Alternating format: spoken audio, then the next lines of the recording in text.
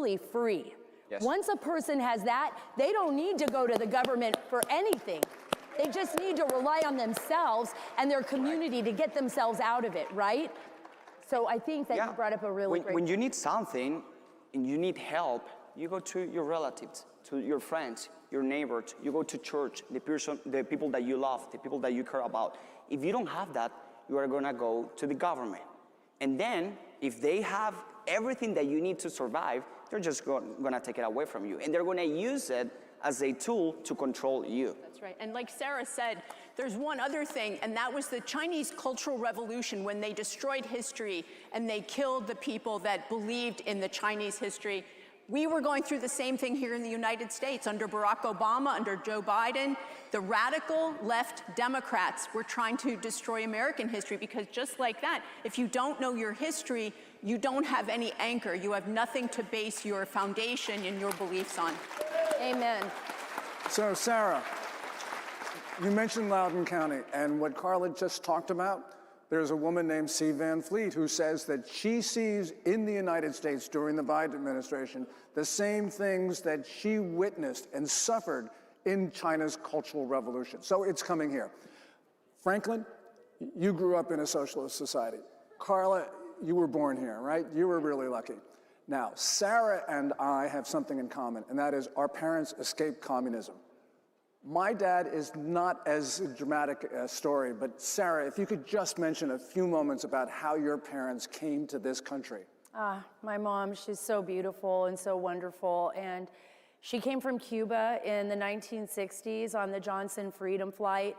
My mother and several of my aunts, when they stood up to Fidel Castro, they were taken into custody. One of my aunts was put to work in the sugarcane fields against her will. Suffice to say, my mom said she slept a lot in those sugarcane fields and refused to cut the cane down.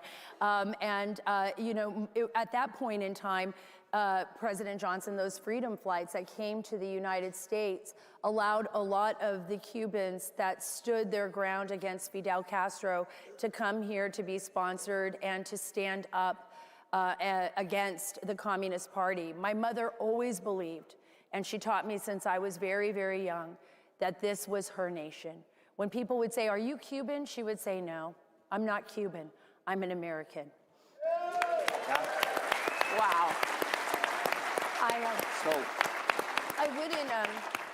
I wouldn't be here today if it wasn't for her. And just like all of your forefathers and new immigrants and your family that came to America, on my dad's side, I'm a daughter of the revolution. On my mom's side, I'm the firstborn out of a communist. So I see both sides of this. But we would not be here today if it wasn't for the courage and bravery of our families and standing up for what they believe to be true, which is basic common human freedoms granted to us by God for our children, for future generations. And folks, if we don't fight for that now, we will lose it forever. Yeah. Thank God. So, Carla, we just heard Sarah talk about fighting for it. What do we do? Well, so first of all, we put pressure on our schools to make sure our kids are learning the dangers of communism.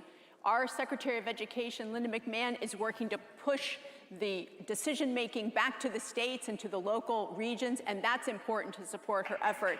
But I will also say President Trump is fighting communism. You can see what he did in Venezuela, taking out the Chinese, Iranian, and Russia influence there in Venezuela and getting that in a better place. What he's doing in Iran, they're working with China and Russia, and then what he's even doing in Cuba. Absolutely. And working to get America safer, and it is all about countering China. He understands our principal enemy and greatest adversary is China, and they are working in all these areas where President Trump is working to get to a better place to support the American people and keep us safe. Yeah. So in Venezuela, I spoke out against the regime and I was accused of terrorism under a so-called law against hatred. I could have been thrown in jail for as many as 20 years. So when you hear stories like mine, like yours, you know, the victims of socialism, communism, don't ever say again that socialists have good intentions. They don't. Do not validate their premise. Do not say Do not say that it looks good in theory. It doesn't go until a Cuban that it looks good in theory. It doesn't. So I spoke against that system. They accused me of being a terrorist, but now the real terrorist, Nicolas Maduro, is behind bars. Thanks to President Trump. Thank you, President Trump.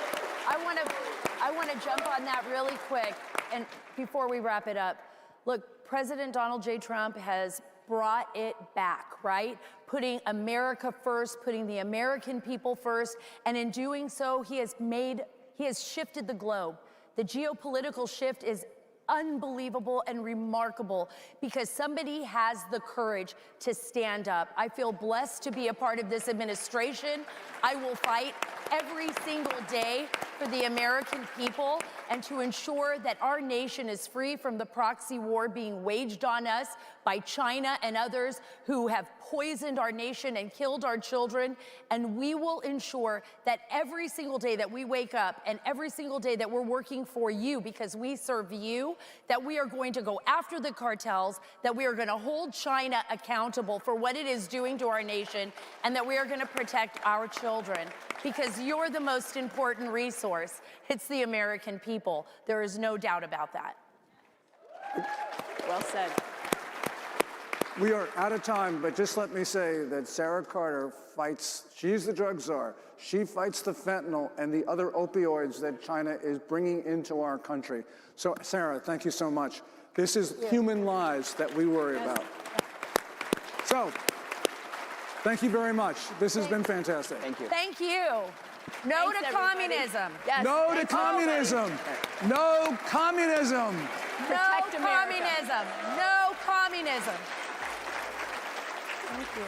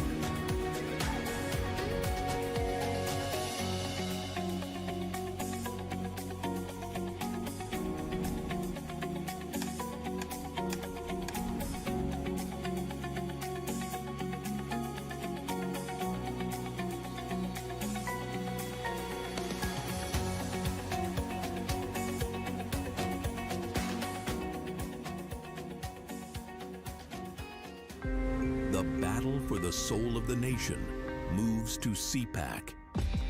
Your mission? Amplify conservative voices, shape the narrative, and drive the movement forward from the inside. This isn't coffee runs and busy work. It's war room strategy. Boots on the ground execution and front row access to power. The next generation of leaders starts here. Ladies and gentlemen, don't Sharia my Texas. Please welcome Editor-in-Chief for the Washington Reporter, Matthew Foldy. Candidate for Texas Railroad Commissioner, Beau French. Chief Operating Officer of Patriot Mobile, Jenny Story.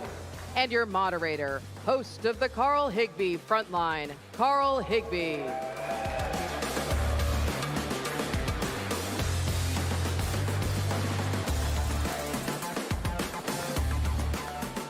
All right, that's it. All right. So my first instruction was to say something I'm not supposed to, talking about Islam. What could go wrong? So obviously, Texas is fantastic. I've been down here now twice in, I think, 1 week. Big problem, though, Sharia law. Beau, you and I were talking about this backstage. Epic City, they wanted to build an entire Islamic city where you couldn't have dogs, you couldn't serve alcohol, there was no bacon. I don't know why. Real problem, though, with an expansion, taking politics into a way of life and religion and masking it as religion. Yeah, I'm going to say something that's going to make some people uncomfortable. The problem is we call it Sharia, but the problem is actually Islam.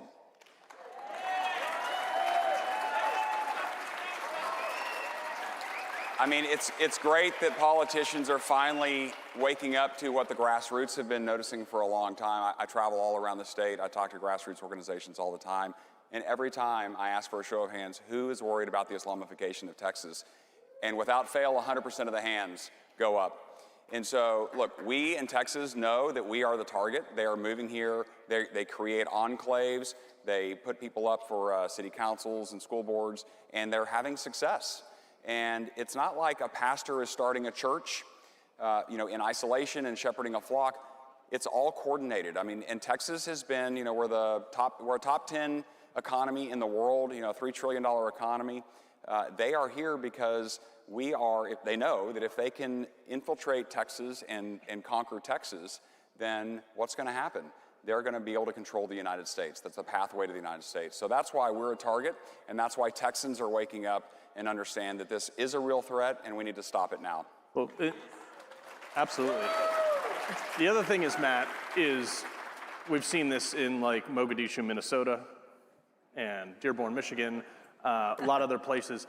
There's really not a benefit for the taxpayer whatsoever, but there has been a mass Islamification, and once they move in, they move from a minority to a majority. They elect people who then push out lifelong residents, and it's almost to a point where they've been hiding behind the protections of a religious freedom. At what point do we remove religious protections from the over-Islamification of American cities and call it a political ideology? Well, great to be with you guys, and happy early Passover and Easter, while you can still say that, I guess, in this state. And, I know this is called Don't Sharia My Texas.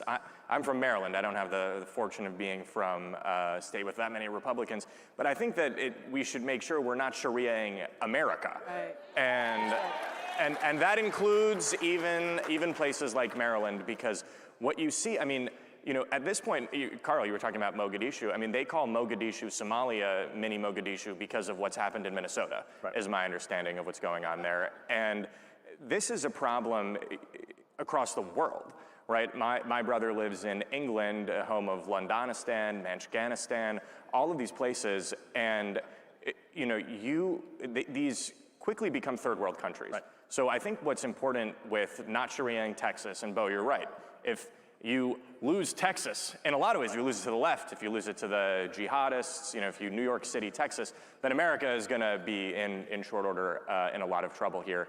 And that's why it's important to stop it before it happens. There was this big victory against one of the many Islamic city enclaves that they were trying to do. And these are bad, not because they're Islamic city enclaves. These are bad because you can't exercise any of your constitutional rights as an American, right, when these take over. You cannot walk. You can't expose your ankles as a woman, right? You can't eat bacon. I mean, I'm a vegetarian, but I still want you to be able to eat bacon. I'm not trying to push that. We give you a pass, but don't say it publicly. You're in Texas. I'm in Texas. Please forgive me. Steak is a verb here. More bacon for you. But Jenny, a lot of people are thinking, like, why is a Patriot Mobile, a cell phone company, essentially, on a panel talking about Islam? But you guys are one of the front leaders on religious liberties and protecting Christianity and the basis. That's the foundation of your company. That's right.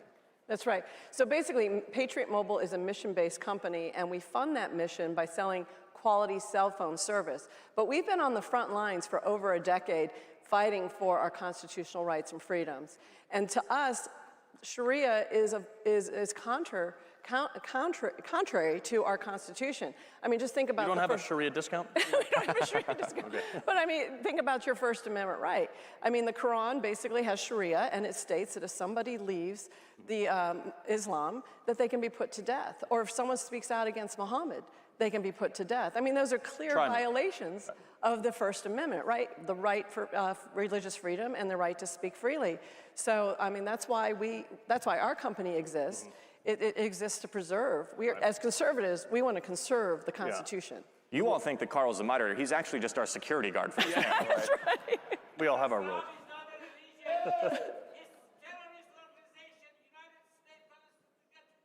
Can we get another chair up here on the panel?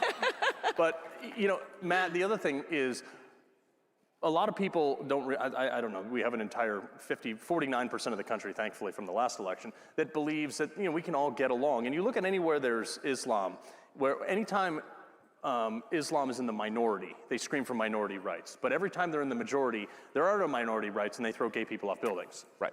And there is, obviously, I think we've all seen the Red-Green Alliance that runs the Newsmax office in New York City. I mean, New York City is elected a communist, socialist, Islamist, jihadist. This is why I still carry a gun in the office.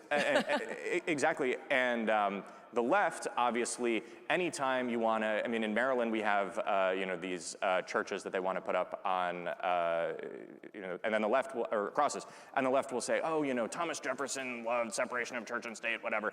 And then you have creeping Sharia, which isn't so much creeping anymore, right, completely unaligned. You know, for the left, it is, they will hate any, you know, if you wear a cross in public.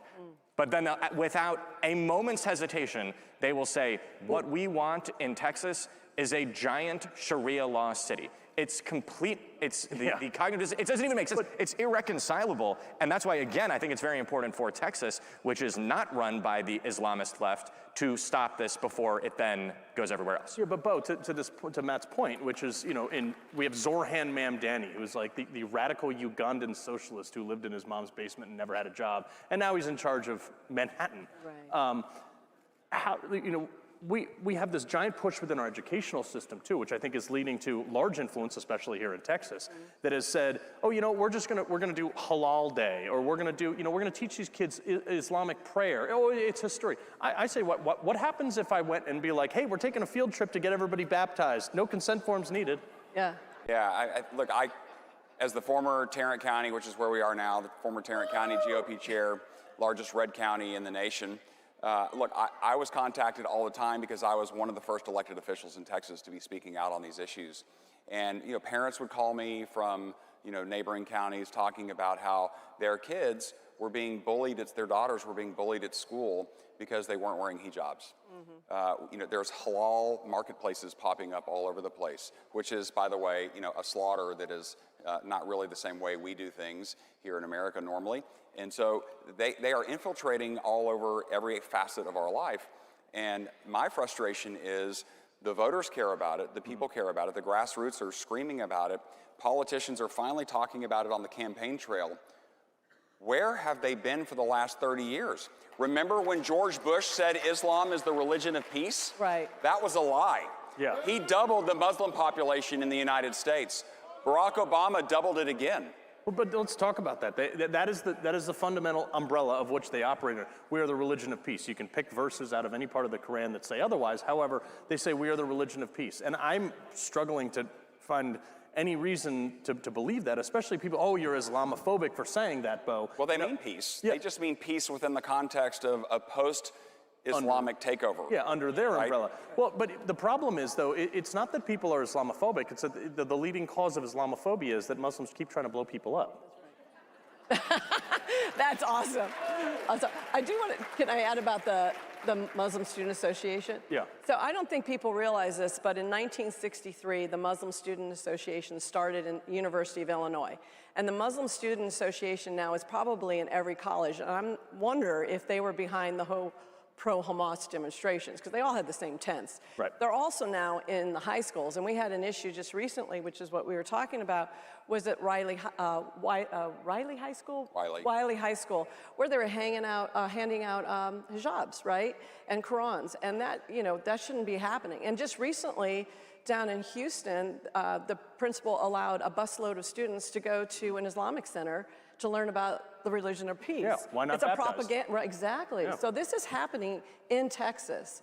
And Texas is, you know, we have, what, 330 reported mosques, and they're strategically looking for churches that are closing because that's the caliphate, right? Yeah. You take over a church, you take over, and you make it a mosque, and you take over a community. I'm lucky enough to live in the Socialist Republic of Connecticut, where the state is so bad that even the mosques don't want to move in. I think we only have two.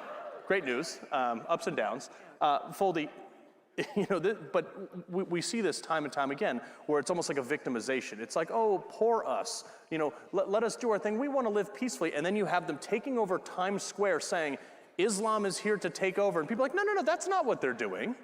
Yeah, I do think it's also worth noting one of the reasons why I think they feel like they can do this. Look at what just happened in New York City, separate from what you were just talking about a couple of weeks ago, where two young dudes from Pennsylvania radicalized radical Muslim terrorists, threw firebombs to try and kill a bunch of people, and then... No, they were going for a walk. That's exactly right. According to the New York Times. They were going for the walk. But isn't this the point where you will have this glorification of Islamic terrorists, even going back to Rolling Stone with the Boston Marathon bomber putting the Tsarnaev, who we should blow to smithereens, on the front page of the Rolling Stone. So you'll be able to do this terrorism. And I submit that everyone who is sad about there not being a giant Sharia city in Texas, if Senate Democrats ever fund the Department of Homeland Security, they should all get a one-way ticket to Tehran. They're looking for a gay Ayatollah to run that country. Last I understand, there was a cardboard cutout of a guy. Who will chip into the He's the guy we're tickets running, to get him over there? Can we get a GoFundMe to send these people over to Tehran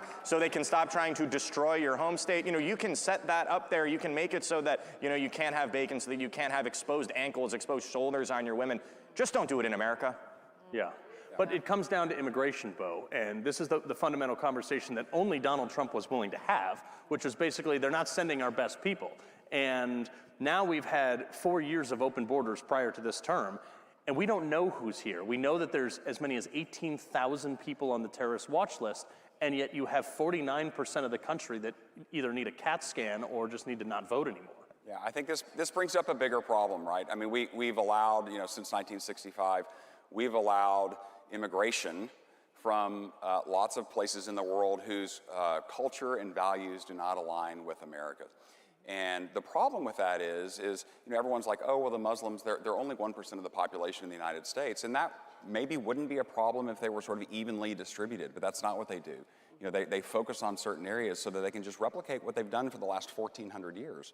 And it is a process by which they... Wait, you mean we have an example? There's a history. I know that we don't like to talk about history and facts and things like that.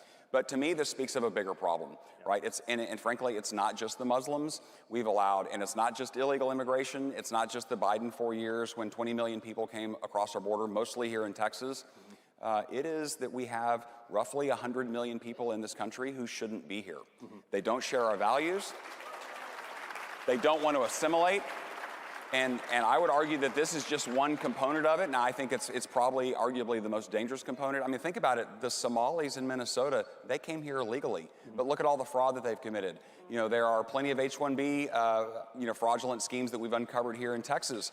So this is a problem across the nation. And I think we have to have politicians who are willing to say, we are America first. We're going to fight for the things that Americans want. And we're not going to put up with anymore, and we're going to send all these people home. That's the only way we're going to stop the Islamification of Texas and America, not just by banning Sharia law, not just by banning, the call to prayer. No, who wants to hear that? Not just by banning halal slaughter, which are all things that I've called for, but more importantly, we have to send them all home. Yeah. I think that's something fundamentally lost on a lot of people is that, you can go to conservative State Department estimates where you have 2.5 billion Muslims in this world. Now, the State Department estimates between 10 and 18% of those are radicalized. Well, that's the population of the United States. Their definition of radicalized is willing to do harm on non-Muslims. You have 300 million. That's a one-to-one battle, basically, for the United States, Jenny. At no point has anybody really considered those numbers when they're talking about not only the shrinking demographic that we have here in America that actually is based on American culture, American values, but also how do we get back to that, and how do we send 100 million people who don't like our values out of here? Right. Well, I think the big thing is there is a movement. Back on January 9th, Patriot Mobile sponsored a large event, and it brought a lot of activists, leadership in a room, and we basically exposed what was going on. Because I think the big thing is that I don't think the U.S. population wants to really acknowledge that this is an issue Well, it's because mean. it's so outlandish. Mean. Well, it's mean and it's very outlandish. So Until you're blown up. until something happens. But a lot of that gets swept under the rug. So I think really that January 9th event that we put together really was a catalyst for Texas in terms of saying, you know what, maybe I am Islamophobic. I am afraid of what they're going to be doing to our great country, right? And it gave a lot of people courage to basically get together. And since then, we've been meeting probably every month. There's a large group of organizations and leaders that are getting together to say, you know, what can we do in Texas to take the state back and make sure that Texas isn't Sharia'd or Islamified. Well, I also want to push back on the Islamophobia. That implies, like, look, I was a Navy SEAL for 10 years. I kind of flew over to their country to figure this out. But the Islamophobia implies fear. And I think here in Texas, how many people pack heat? Fear is not the word I'd use to Second Amendment, describe. right? Am I right, Matt? Like I said, you are our moderator and our security guard here. I think they should be Higbee-phobic because of what you're able to do to people who cause America harm. And I do think, by the way, it is worth noting, you know, if the 2024 election had gone a different way, a lot of this could be very different. And I think if you look at the Trump administration's success in vaporizing these Islamic terrorists, you know, they are chopping off the heads and the limbs of these tentacles of terror that are coming from Iran right now. And you have, I mean, within minutes of the Ayatollah being blown to smithereens, you had Democrats already basically siding with Iran. I mean, even on Newsmax, which we're on all the time, some of the liberals on the shows that we're on will say, and the former CIA director, John Brennan, he said, I trust Iran over Donald Trump. Yeah. This is insane. He's going to jail soon, by the way. There are provably fewer Islamic terrorists wandering the globe right now because Donald Trump did what it takes. He had the cojones to do what it takes to wipe these people off the face of the earth, because it's not just don't Sharia my Texas. It's not just don't Sharia my America. It's don't Sharia the Americas. That's why we blackbagged Maduro, who was an Iranian proxy. Yeah. It's don't Sharia the world. And Donald Trump, let me tell you, he is these people's worst nightmare. Pink mist, parking lots. Sometimes superpower's got a superpower. Can we put a Trump Tower in Tehran soon, okay? Matt Foldy, Beau French, Jenny Story, we appreciate it.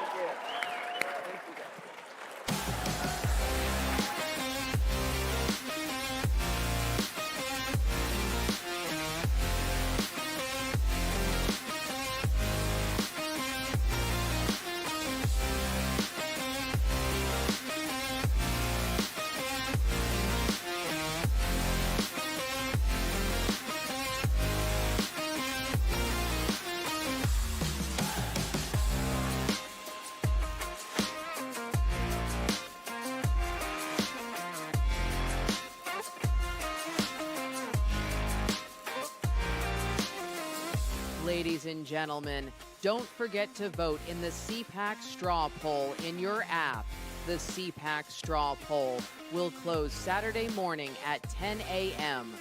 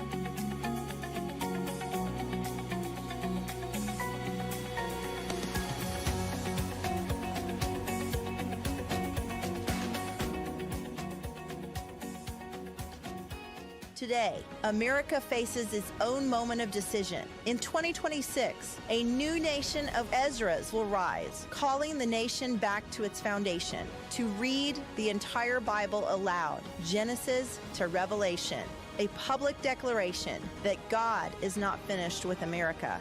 April 18 through 25, 2026. America reads the Bible. 1 week, one nation, one book.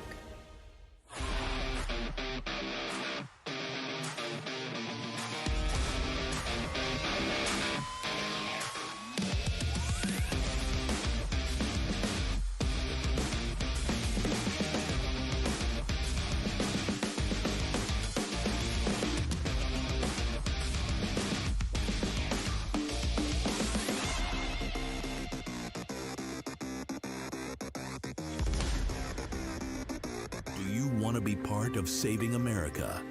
This is your call to action. The megaphone is yours. Join CPAC and take your place where the real action happens, behind the scenes of the conservative movement's most iconic force. You won't just learn politics, you'll live it. This is your launch pad. This is your moment.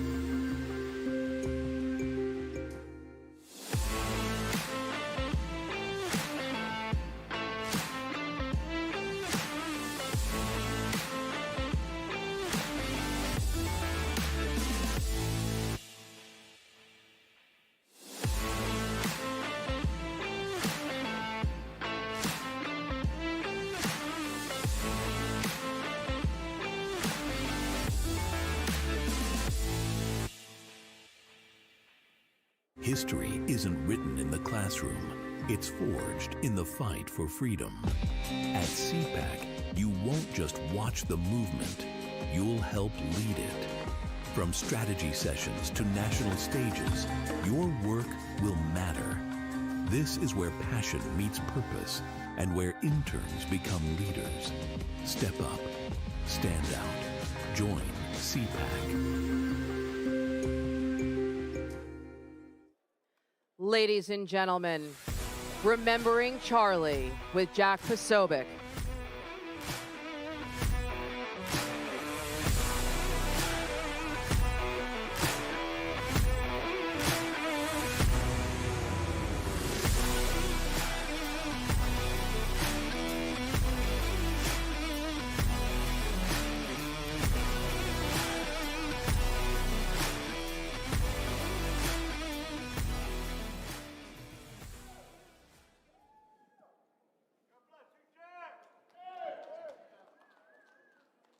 Charles James Kirk.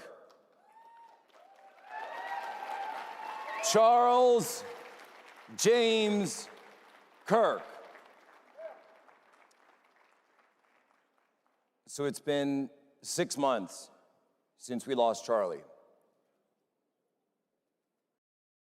And I'll just speak from the heart. I don't have a teleprompter here today. I don't have a written out speech or remarks or anything, because I don't need them when it comes to talking about my friend Charlie. And I'll tell you that what they say is true, is that it never leaves your thoughts. It never leaves your thoughts for a second when someone is ripped from you like that, when someone who is such a great leader in our movement, someone who is such a great leader of our shows and podcasts and our day-to-day work, and such a great leader of his family, too, of Erica, the children. And when I think about what was taken from all of us, what was taken from our country, the future of Charlie, we all knew the future that he was destined for, I think that pales in comparison to what was stolen from his family. Every single moment of every single day that was stolen from them. Being able to walk with Erica side by side, hand in hand, walking down a beach in the summertime,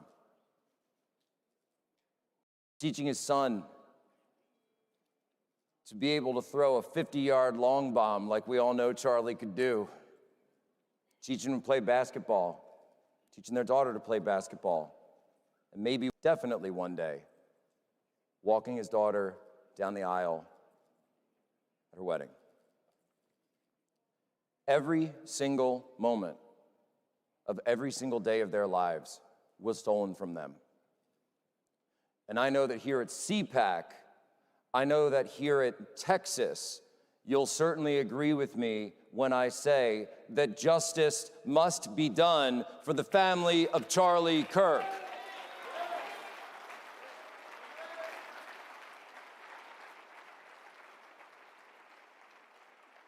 And I fervently pray, and I fervently am working and fervently stand tall that justice will be done in that Utah courtroom in just a couple of months, when the evidence will be clear. And I hope that the jury's verdict is also clear. But, you know, there's this narrative that's been going on in the media, and I see it online, and I spend way too much time online, as I'm sure many of us can attest, about division and discord and friction in the MAGA movement, and friction online, and friction among Trump supporters, and all of this. This happened before Charlie's murder. But now I see people trying to invoke Charlie's legacy to push their own agendas. And I gotta tell you folks, I'm sick of it, I'm frustrated by it, and it needs to stop. Stop using Charlie Kirk's legacy to push your own agenda.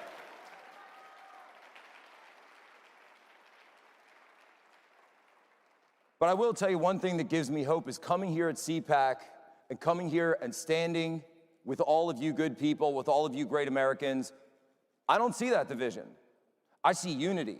I see unity of purpose. I see unity of a coalition. I see unity of Americans, and even unity of people from all around the country that are or all around the world that are joining us here today. Because they fight for the same things that Charlie Kirk stood for. Charlie Kirk's legacy, faith, family, freedom. That was the Charlie Kirk agenda, and that is what Charlie Kirk's legacy ought to be.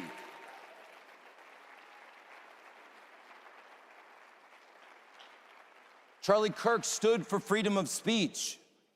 And indeed, Charlie Kirk died for that ideal of freedom of speech in the public square. What place could be more than the public square of the modern time than a university campus? And when Charlie would go out there, he didn't go out in violence. He never raised a hand in anger.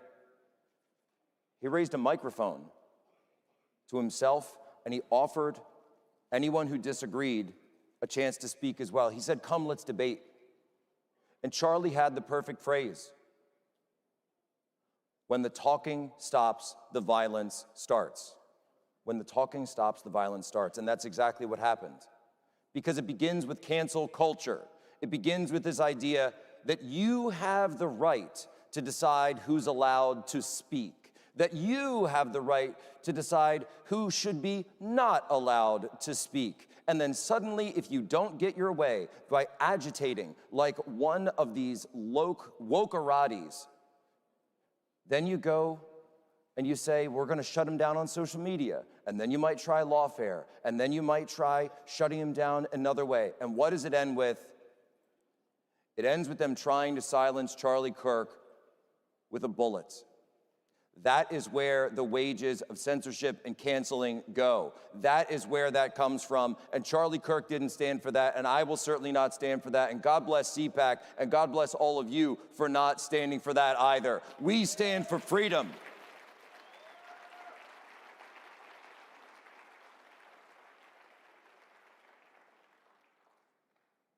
And I'm not going to tell you that I speak for Charlie just as someone who knew him, but I know what Charlie said. I know what he said.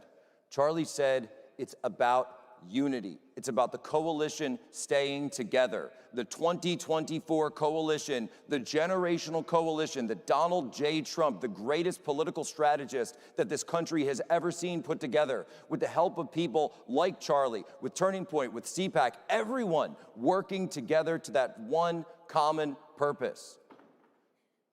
Prosperity for America, peace for America, and yes, indeed, greatness for the United States of America, and putting the American people first.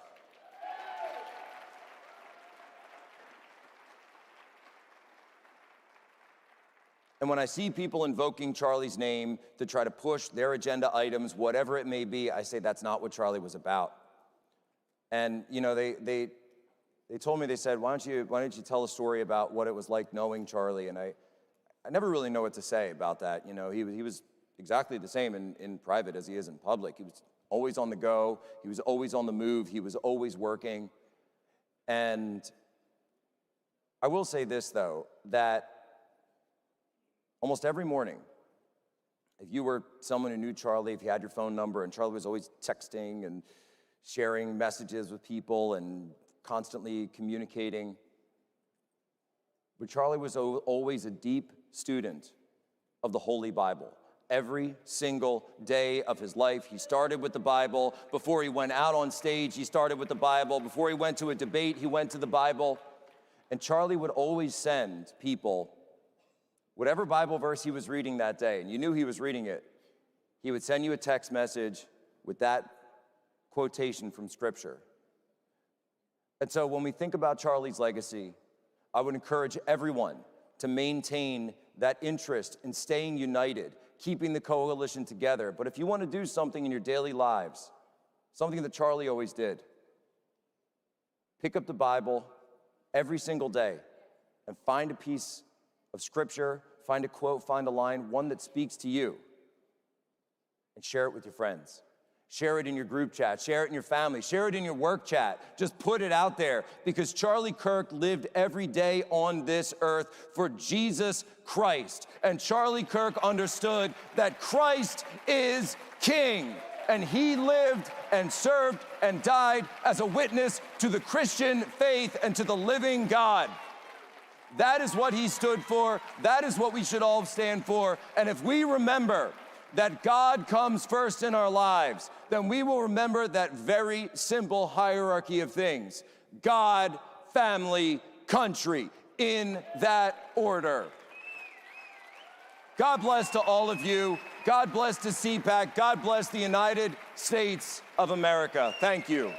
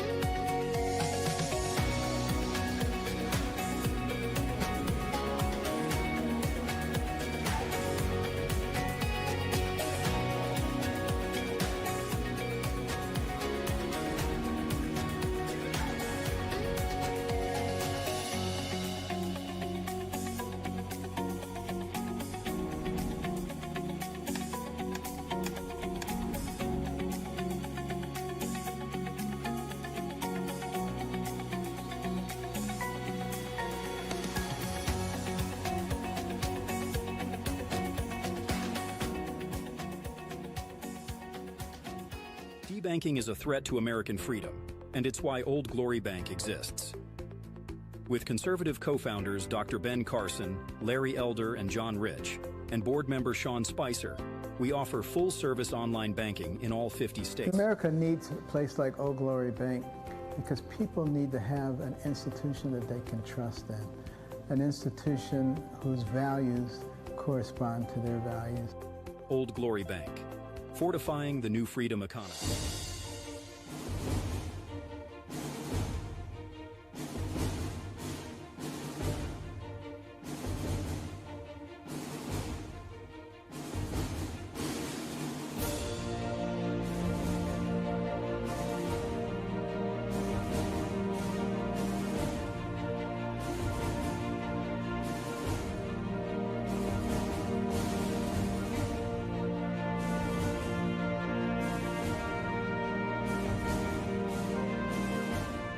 My parents fled corruption, violence, and persecution, and I was born in the greatest country in history, a nation built on truths our forefathers truly believed derived from our Creator, truths first revealed through the Jewish people that shaped Western civilization. But those foundations today are under attack. So Generation Zion is mobilizing a generation throughout this country, training leaders, organizing campuses, building a movement to defend the biblical roots of our freedom. We are Generation Zion. Ladies and gentlemen, Can't we all just get along? Please welcome host of the Michael Knowles Show, Michael Knowles, and CPAC Chairman, the Honorable Matt Schlapp. Thank you.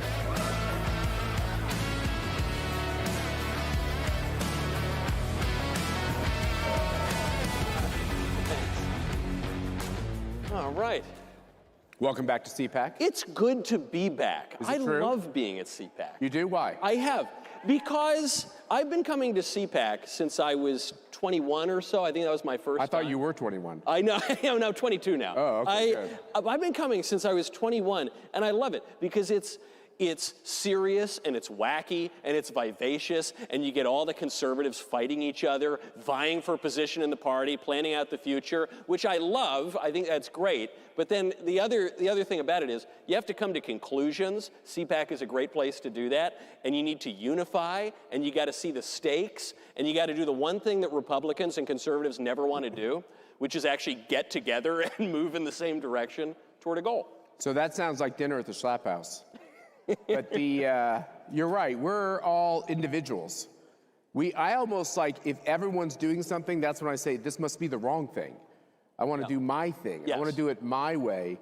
That's really a virtue. That's not a vice. It is. It's a feature, not a bug of the American right, without question. You know, on the American right, there are the neocons and the paleocons and the libertarians and the traditionalists and the this and the populists. And I've heard it described that obscure political monikers are the right-wing version of gender pronouns.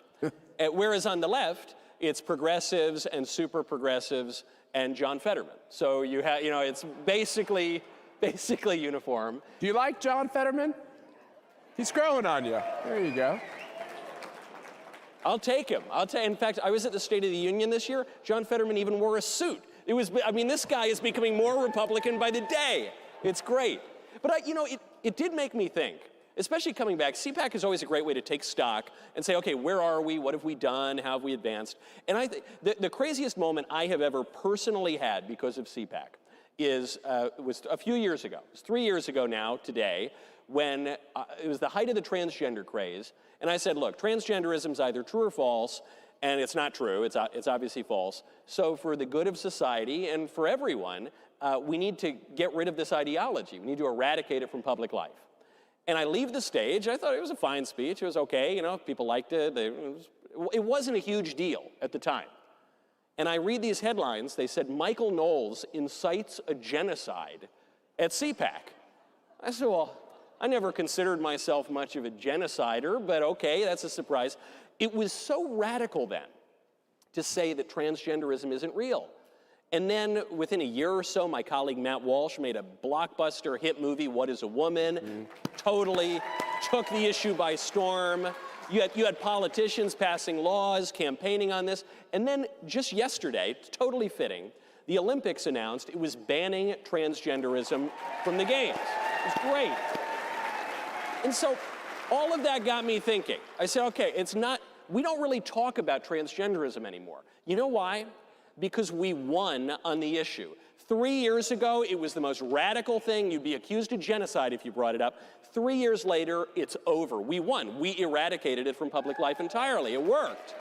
And I thought, this is one thing conservatives, we don't do it nearly enough. We don't count the wins. We focus on the losses, the way things could have been better. You can always deport more people and lower taxes more.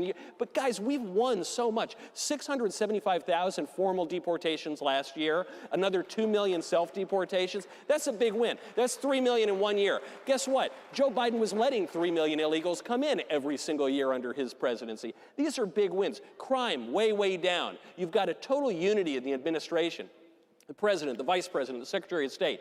You know, sometimes the conservative talkers, my fellow podcasters, they just want to fight and babble and throw spears at each other. But there's a lot of wins on the right now. We're heading into very dangerous midterms, very dangerous presidential election. The left literally wants to kill us, and they've expressed this time and time again for 6 months.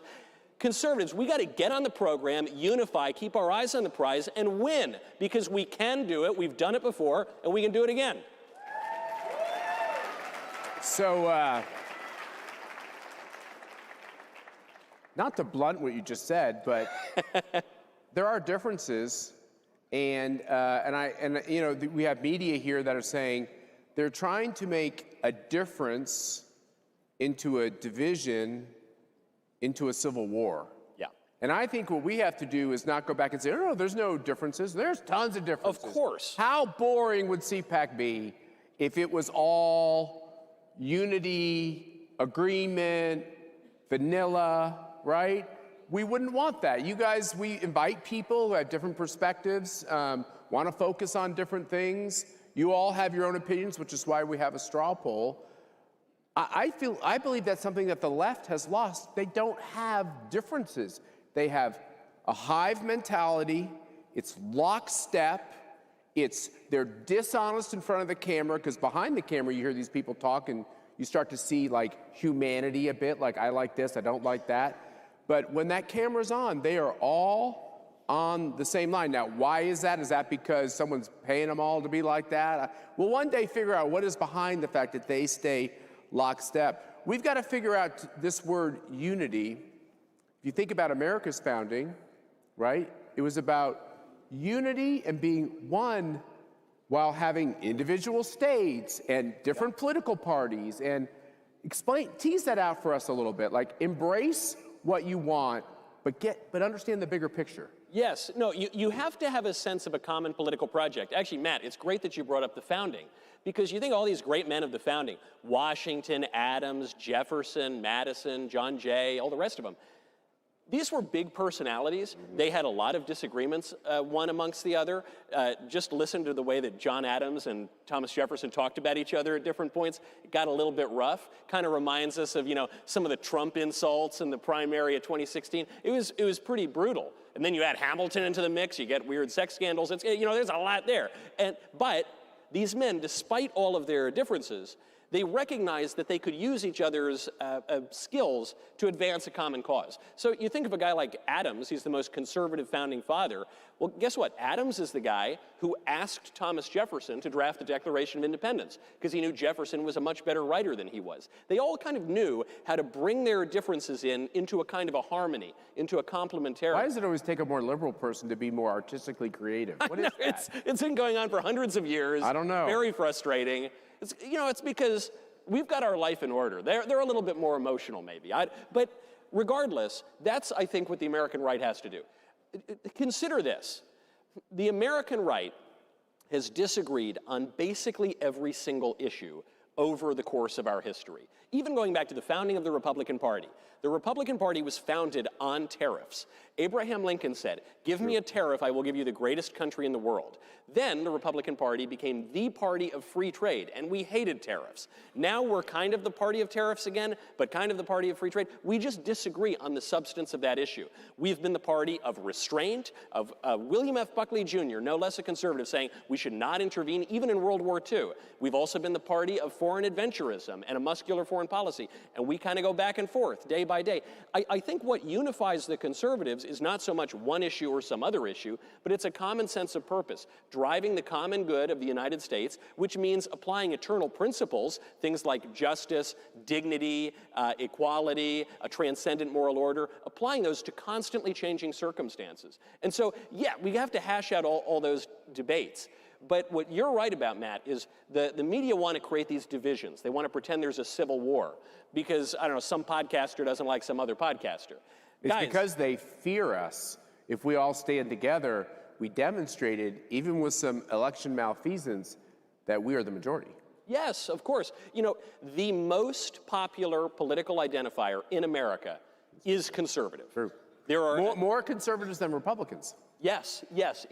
And by the way, this has always been true. The most common one is conservative. The second most common one is moderate. The third, coming in third, are the liberals. That has always been true.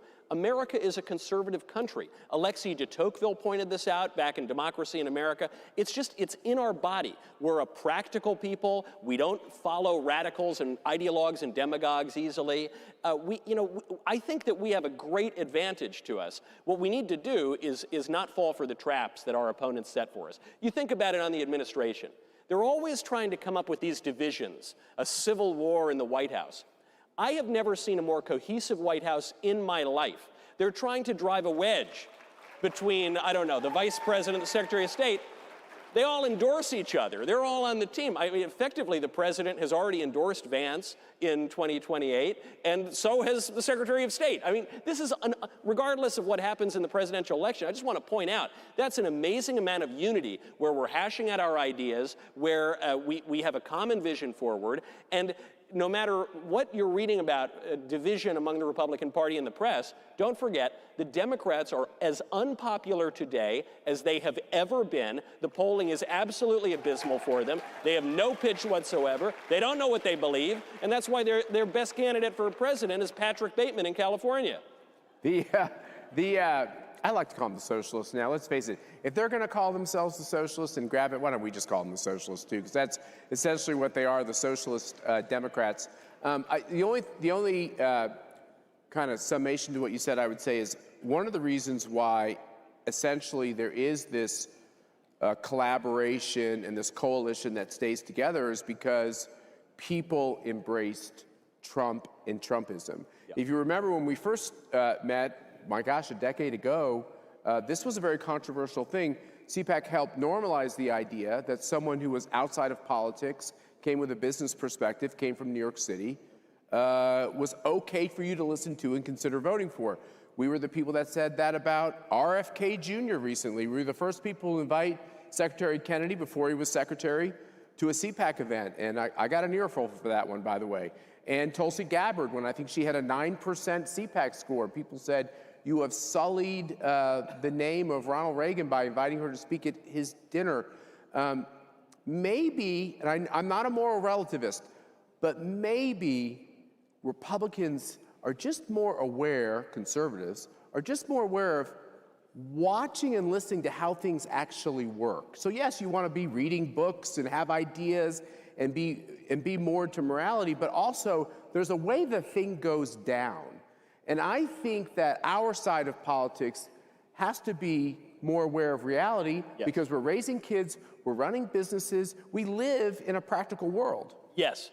You know, the liberals look at any issue and they say, who cares if it works in practice? Does it work in theory? You know, it's got to make sense in a book. It's the opposite. Yes, whereas the conservatives, we're much more focused on prudence, practicality. Well, I don't really care if some issue fits perfectly on a 5-bullet point manifesto. I want to know if it works in practice. And so, to your point, the scandal of bringing in someone like a Bobby Kennedy to run HHS, or Tulsi Gabbard as DNI. These are not only Democrats, they were Democrat presidential candidates. This is a disaster for Republicans, right? Oh, wait a second. The ticket that they were running on, that they were supporting, won the popular vote for Republicans for the first time in 20 years. I think it's worked out pretty well. This is the proof of the pudding is in the tasting. And we need to recognize how there can be such broad agreement, even among people who were in the other party and running to be president in the other party somewhat recently, which is we recognize there is a major threat. The left not only is advocating policies that could destroy this country, fully open borders, which you had under Joe Biden, disastrous economic policies, social policies that are ghastly immoral, that abuse children, and it just as grotesque as you can possibly imagine. But there is a key threat, a direct threat to all of us. A number came out after the assassination of our friend Charlie Kirk.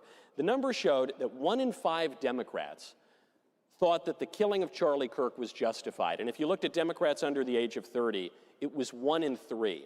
That is a horrifying number. It is backed up by many other public surveys. It is one of the greatest disgraces that I have ever seen in our body politic. And I think normal people, even if they disagree on some aspect of taxation or foreign policy, they recognize that is an existential threat to the republic. The Democrats have to be defeated. They cannot be given quarter anywhere. They cannot be given any more power. They are going to lie in 2026. They're going to run on the Abigail Spanberger model. They're going to say that they're moderates. We already have the proof. The minute they get into office, they're going to implement the most radically left-wing agenda. I don't care which podcasts you like. Well, you should like my podcast, by the way. But I care about one podcast you like. But I don't care. I don't care your particular nitty-gritty on this issue or that issue. We have got to win. The threat against us is too great. They have demonstrated it within the last 6 months. This is do or die kind of stuff. So get out there and engage in the practical realities of politics to win some good for the American people. Amen. So I live in the Commonwealth of Virginia. We have elected this really wonderfully moderate governor who wants to raise our taxes higher than California, who wants to make ownership of any assault weapon, scary name, illegal. Abortion a constitutional right. Abortion a constitutional right through 9 months, no limitations, and you all pay for it. Yep. You know, this is what was that? Well, you know, let's just say this. I'd say it this way. They certainly all want to double down on DEI. They want to say that we actually should think through a racial lens, which of course we don't agree with at all. And so you put all this together, and you know, I got 5 kids. I'm raising them in the Commonwealth of Virginia, and we elected an attorney general who basically said, it was leaked, the communications was leaked, that he thought the kids of his political opponents, if they were killed, it would serve them right. So it's really not, it's a direct link between what people say about Charlie Kirk's assassination and this embrace of violence. I think you should go a little deeper there. So on the Attorney General, who has now won, this guy who completely calls for and justifies political violence against conservatives. When he was still running, I was testifying before the Senate on political violence. And one of the people on this Senate committee was Cory Booker. Cory Booker, the once and eternal... You mean Spartacus? Spartacus, the once and eternal presidential candidate. He hablas español, and he is definitely running for presidente. So Cory Booker is on the panel, and he had held his endorsement of the Attorney General candidate who was calling to kill us all, who was calling for political violence against conservatives. And I said, this is during a hearing on political violence. And so the senator shows up, and he gives some nonsense platitudes about political violence. I was then asked a question by my own state senator, Marsha Blackburn. I said, well, Senator Blackburn, I want to get to your question, but I just want to point out, Cory Booker could prove today that he opposes political violence by disavowing this hideous candidate for Attorney General. I turned back to look.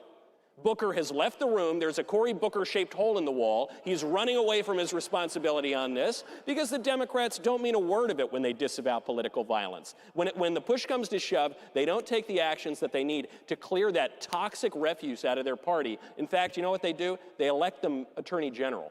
Yep, that's exactly right. It's terrible. I heard some big news backstage. Number 4. Listen, Quattro, I guess you'd say if you're Cory Booker, Quattro? So there are 2 ways that we can beat the liberals. I learned this years ago. We can out-argue them, we can beat them at the polls, or we can outbreed them, and the latter is a lot more fun.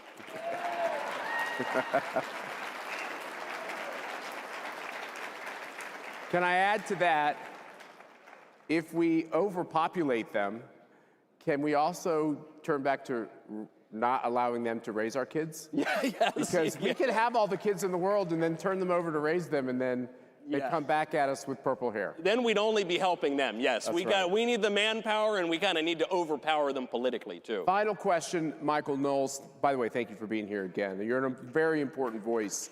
Thank you. Thanks. Come on.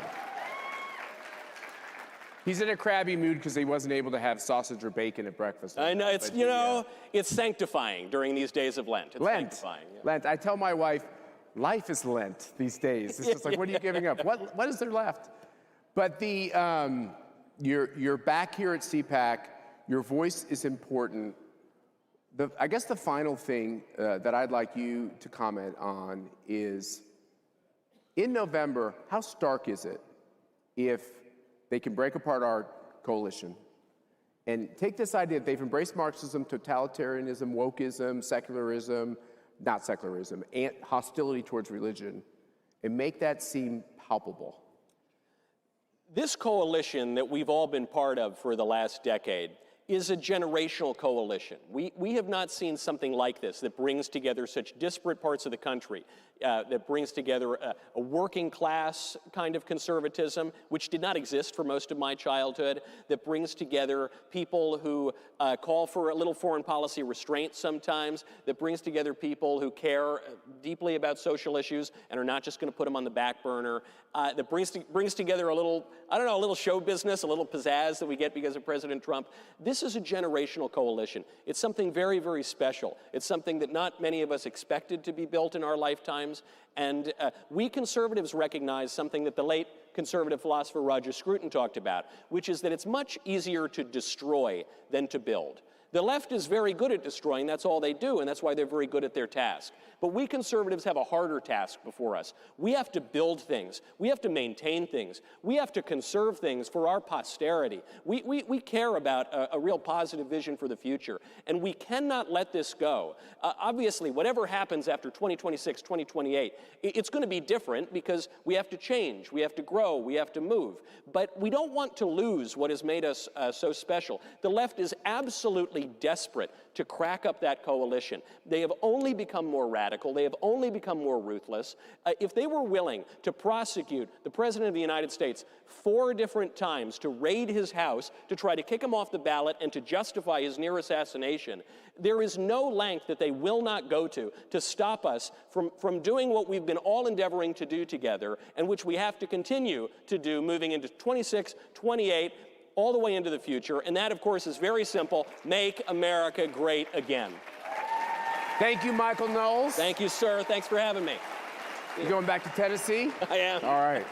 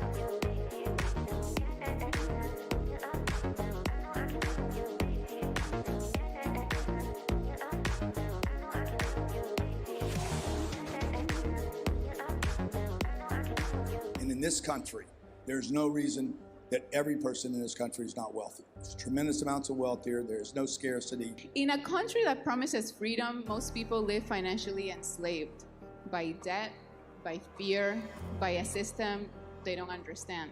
Federal regulatory compliance cost U.S. businesses about $3.1 trillion in 2022, or roughly 12% of GDP. In manufacturing, regulatory costs total around $350 billion annually, exceeding the economic output of nearly 30 states. Small manufacturers with fewer than 50 employees face the steepest costs, averaging more than $50,000 per worker each year. The government cannot do this, folks. This is all on you guys. The people that make a commitment to creating legacy wealth, okay, are actually doing the greatest, giving the greatest contribution to their country and their community than anybody else.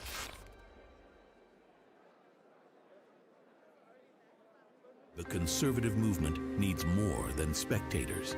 It needs warriors. At CPAC, you'll gain the tools, the connections, and the fire to make a difference. This is more than an internship. It's a frontline mission. If you're ready to challenge, to build, to fight for America's future, the time is now. Answer the call. Apply today. Ladies and gentlemen, welcome to Texas with Senator Brian Hughes and Governor Greg Abbott.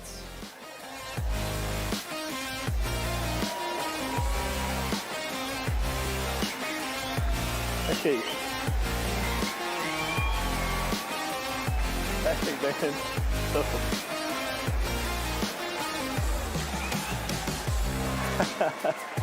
Hello.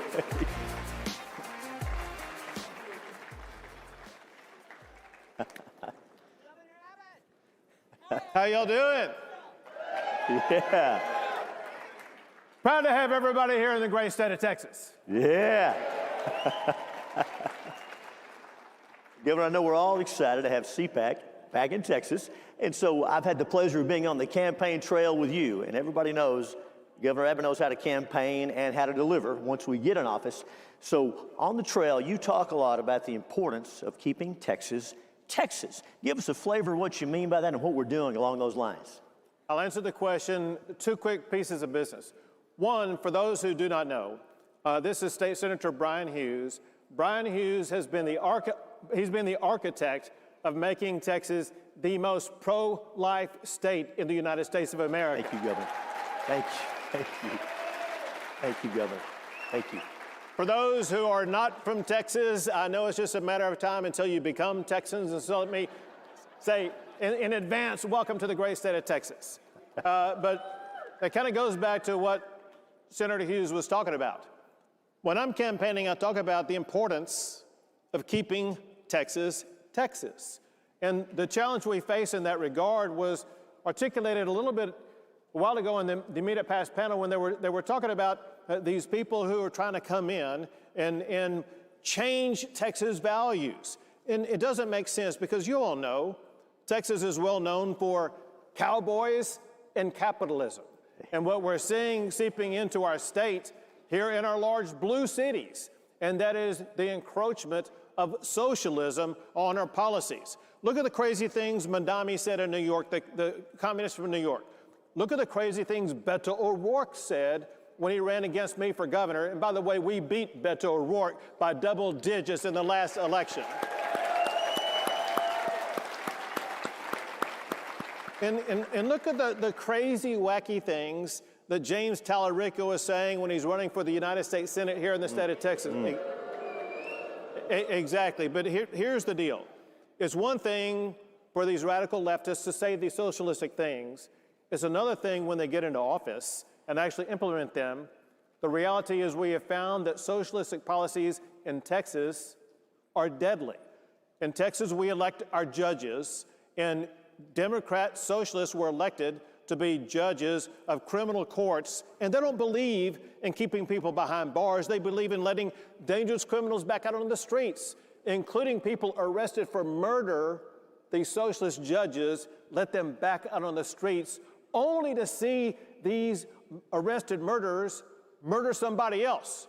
Senator Hughes and I worked together to make sure we put an end to that, and we got a law passed this past session that keeps those dangerous murderers behind bars where they belong. But this was just the most recent thing these socialists have done along those law enforcement lines, because it was just a couple of years ago when we saw in Texas what was taking place in Minnesota, and that is the defund the police movement. We saw it in Dallas and Austin and Houston and other places, and we said, that's not going to happen here because in Texas, we support our law enforcement officers, period. To make sure that wasn't going to happen, however, I worked with Senator Hughes, and we got a bill passed. I signed into law where in Texas, we will defund any city that defunds their police.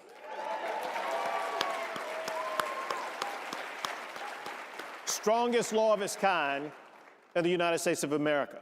Another strongest law of its kind, again, is something that Senator Hughes and I worked on together. I signed a law this past session to ban the ability of any foreign adversary like China, Russia, Iran, or North Korea from buying property in the state of Texas.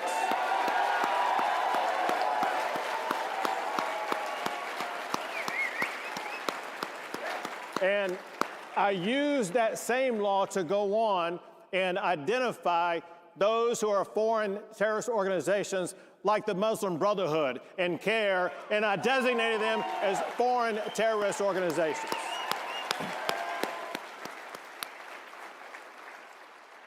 Governor, I'm glad you mentioned all those points. The last one that's getting a lot more attention lately around the country. People are concerned about the rise of radical Islam. Of course, we're for religious freedom. You're a lawyer, a judge, a legal scholar. You're an American, and we're for religious freedom. We are not for radical Islam imposing its laws in America. So will you give us a flavor of what you've already done and what's coming on radical Islam? So listen, this is something that we've been fighting for well over a decade. Let me just run through a couple of items real quick. In 2015, back when Obama was still president, he tried to impose upon Texas an inflow. Yeah, boo Obama. It's easy to boo. But Obama tried to impose an inflow of Syrian refugees. Syria, by the way, is a known terrorist country, and he tried to put them in the state of Texas, and I said, Texas is not accepting your Syrian refugees. And then the next year in 2016, Obama tried to bring in other refugees from other terrorist-based countries, and I said, we're just going to completely pull out from the refugee resettlement program in the state of Texas. Then in the next year, we wanted to make sure that we safeguarded our laws and our culture in the state of Texas, and I worked with Senator Hughes here and got a law passed. It's called American Law and American Courts, and what it does, it ensures that only American law, no foreign law, no Sharia law can be applied in our courts in the state of Texas. But let's fast forward all that stuff to just last year. Just this last year, there was a Islamic radical organization called Epic and Epic City that tried to set up operations to have a Muslim-only Sharia-based community just north of where we are right here. And state agencies investigated what they'd done, found illegal wrongdoing, and were able to shut it down. However, that was not enough because we worked on a law last year that I signed that bans Sharia and radical Islamic Muslim compounds like that from the state of Texas.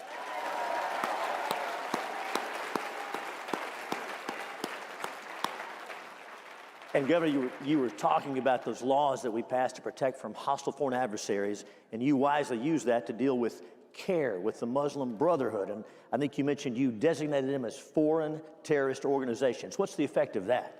So the effect of it is it prohibits them, for one, from buying property in the state of Texas. However, what we saw is there were some schools in the state of Texas that had worked with CARE to try to put on events in their schools, and I invoked my designation of them as a foreign terrorist organization, and I denied those schools the ability to host anything connected to a foreign terrorist organization.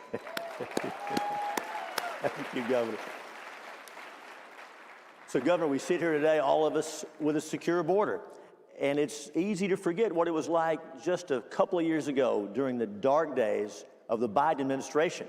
And I know you know this, and we don't want to forget how Texas was standing alone, holding the line. And give us a flavor of what was done and what you did to secure the border in Texas and to let folks around the country know what was happening. Right. Well, as you point out, you know, what I find today, it seems like people have short memories because with where we are today, people forget it was just over a year ago when we were seeing 5,000 or 6,000 illegal immigrants crossing into Texas a day. Biden had brought in tens of millions of illegal immigrants into our country. And Texas bore the brunt of that, and that's why I created what's called the military, and to repel back into Mexico those who are trying to cross into our country illegally. Give it up for the elite National Guard of the great state of Texas.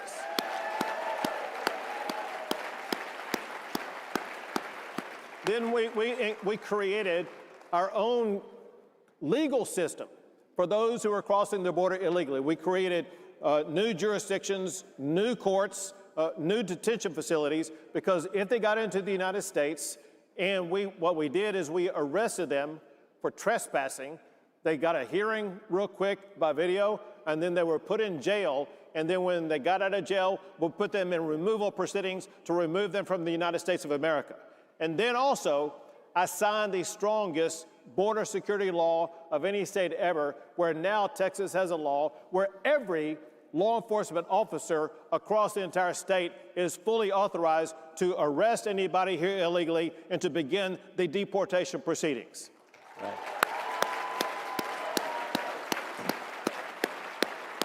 Working with President Trump, however, a president who's enforcing the law, there are now 0 illegal immigrants allowed to cross the border illegally and remain in the United States of America.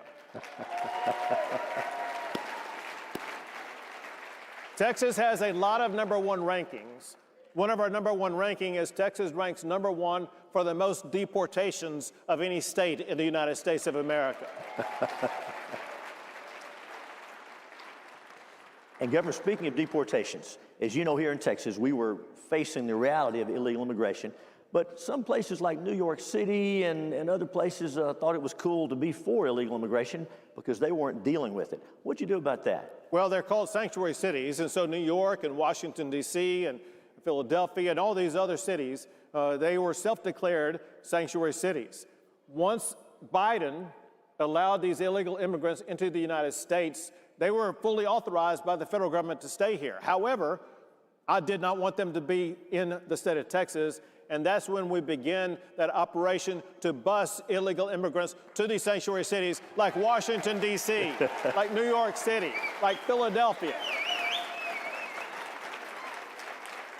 It exposed the Democrats for the hypocrisy of what they stood for, but also, as President Trump himself told me, when I did that, he said it flipped the switch among Americans realizing how serious this matter was, and it made illegal immigration the most important issue in the presidential race, and it propelled Donald J. Trump back into the White House. Amen. For the United States of America.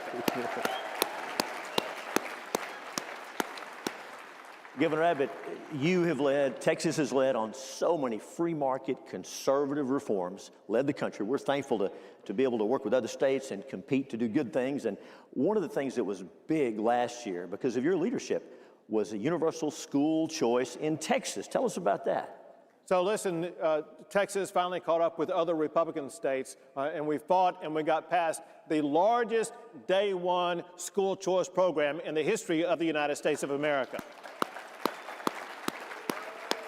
We now have more than 250,000 applications pending to be a part of school choice program. But here's what school choice really does. It empowers parents to choose the education pathway that's best for their child. It does something else, however. It injects competition. School choice equals school competition.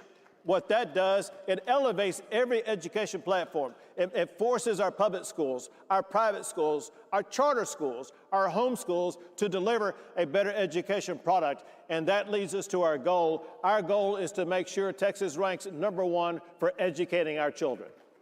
Amen. But here's the deal. Even with the pathway to good education, we are not going to have the best education unless we ensure our kids are having access to the best curriculum.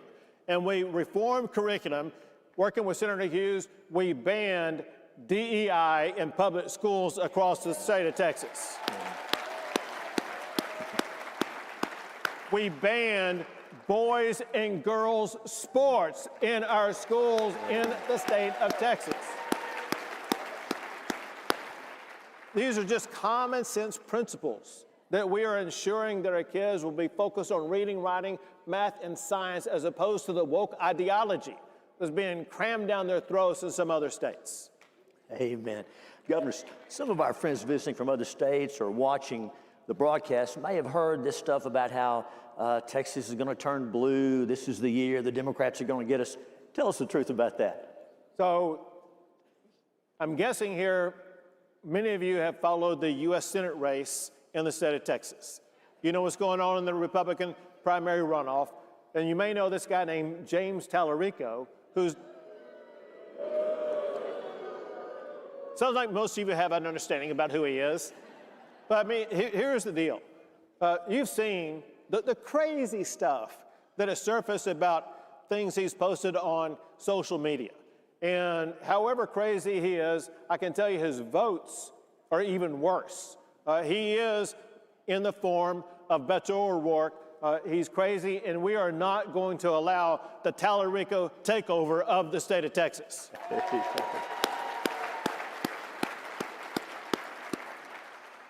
Listen, Tallarico, if you look at his votes, he's come out in favor of defunding the police. He's come out in favor of open border policies. He's come out in favor of boys and girls sports, as well as this gender modification. He is wrong for Texas, and we are going to ensure that we secure our state from such a takeover. We're going to keep Texas red. We're going to safeguard the values that keep Texas, Texas. Thank you all. God bless you all, and God bless the great state of Texas.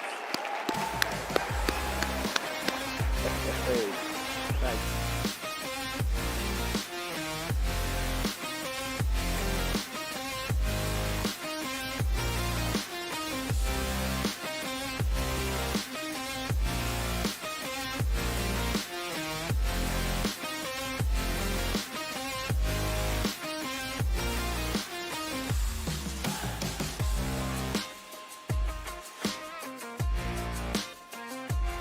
Ladies and gentlemen, don't forget to vote in the CPAC straw poll in your app. The CPAC straw poll will close Saturday morning at 10 a.m.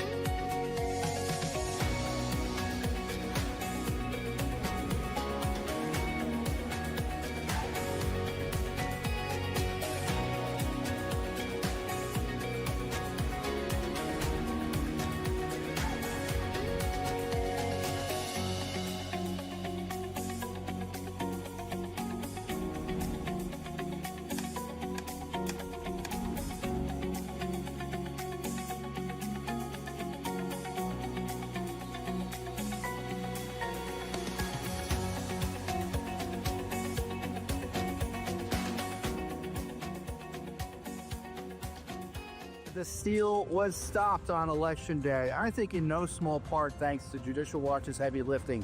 In just the last year and a half or two, we've cleaned up 4 million dirty names from the rolls. We also got that huge Fifth Circuit ruling that found counting ballots received after Election Day is unlawful. You can be sure that all helped ensure cleaner elections on Election Day, but there's more work to be done, so be sure to support Judicial Watch's election integrity work. Every year, many tons of chemically tainted medical waste, human remains, placenta, and blood are flushed into U.S. water systems because of chemical abortion pills. These pills bypass essential medical waste regulations. When a mother takes the first chemical abortion pill, mifepristone, a large percentage of the dosage goes to her uterus to target the baby, blocking the hormone progesterone, which starves the baby. But it doesn't end there. The metabolites from mifepristone remain active after the child has died and are expelled during the abortion into the toilet or bathtub. These metabolites are known to be powerful endocrine, aka hormone-disrupting chemicals, and are ending up in our waterways to be recycled as drinking water, as well as our streams and waterways, which are used to irrigate and fertilize agricultural land. In a first-of-its-kind national study, these hormone-disrupting metabolites were found in the tap water in major U.S. cities, far exceeding the EPA's safe limits. Let's make America healthy again, and start with ending chemical abortion pill water pollution. Ladies and gentlemen, this is Jihad Juggernaut, ending Christian persecution. Please welcome human rights advocate and filmmaker, Sarah Macon. Nigerian attorney, equipping the persecuted, Frank Uto. Daughter of Pastor Ezra Jin, Grace Jin Drexel. Moderated by CPAC Senior Fellow, the Honorable Mercedes Viana Schlapp.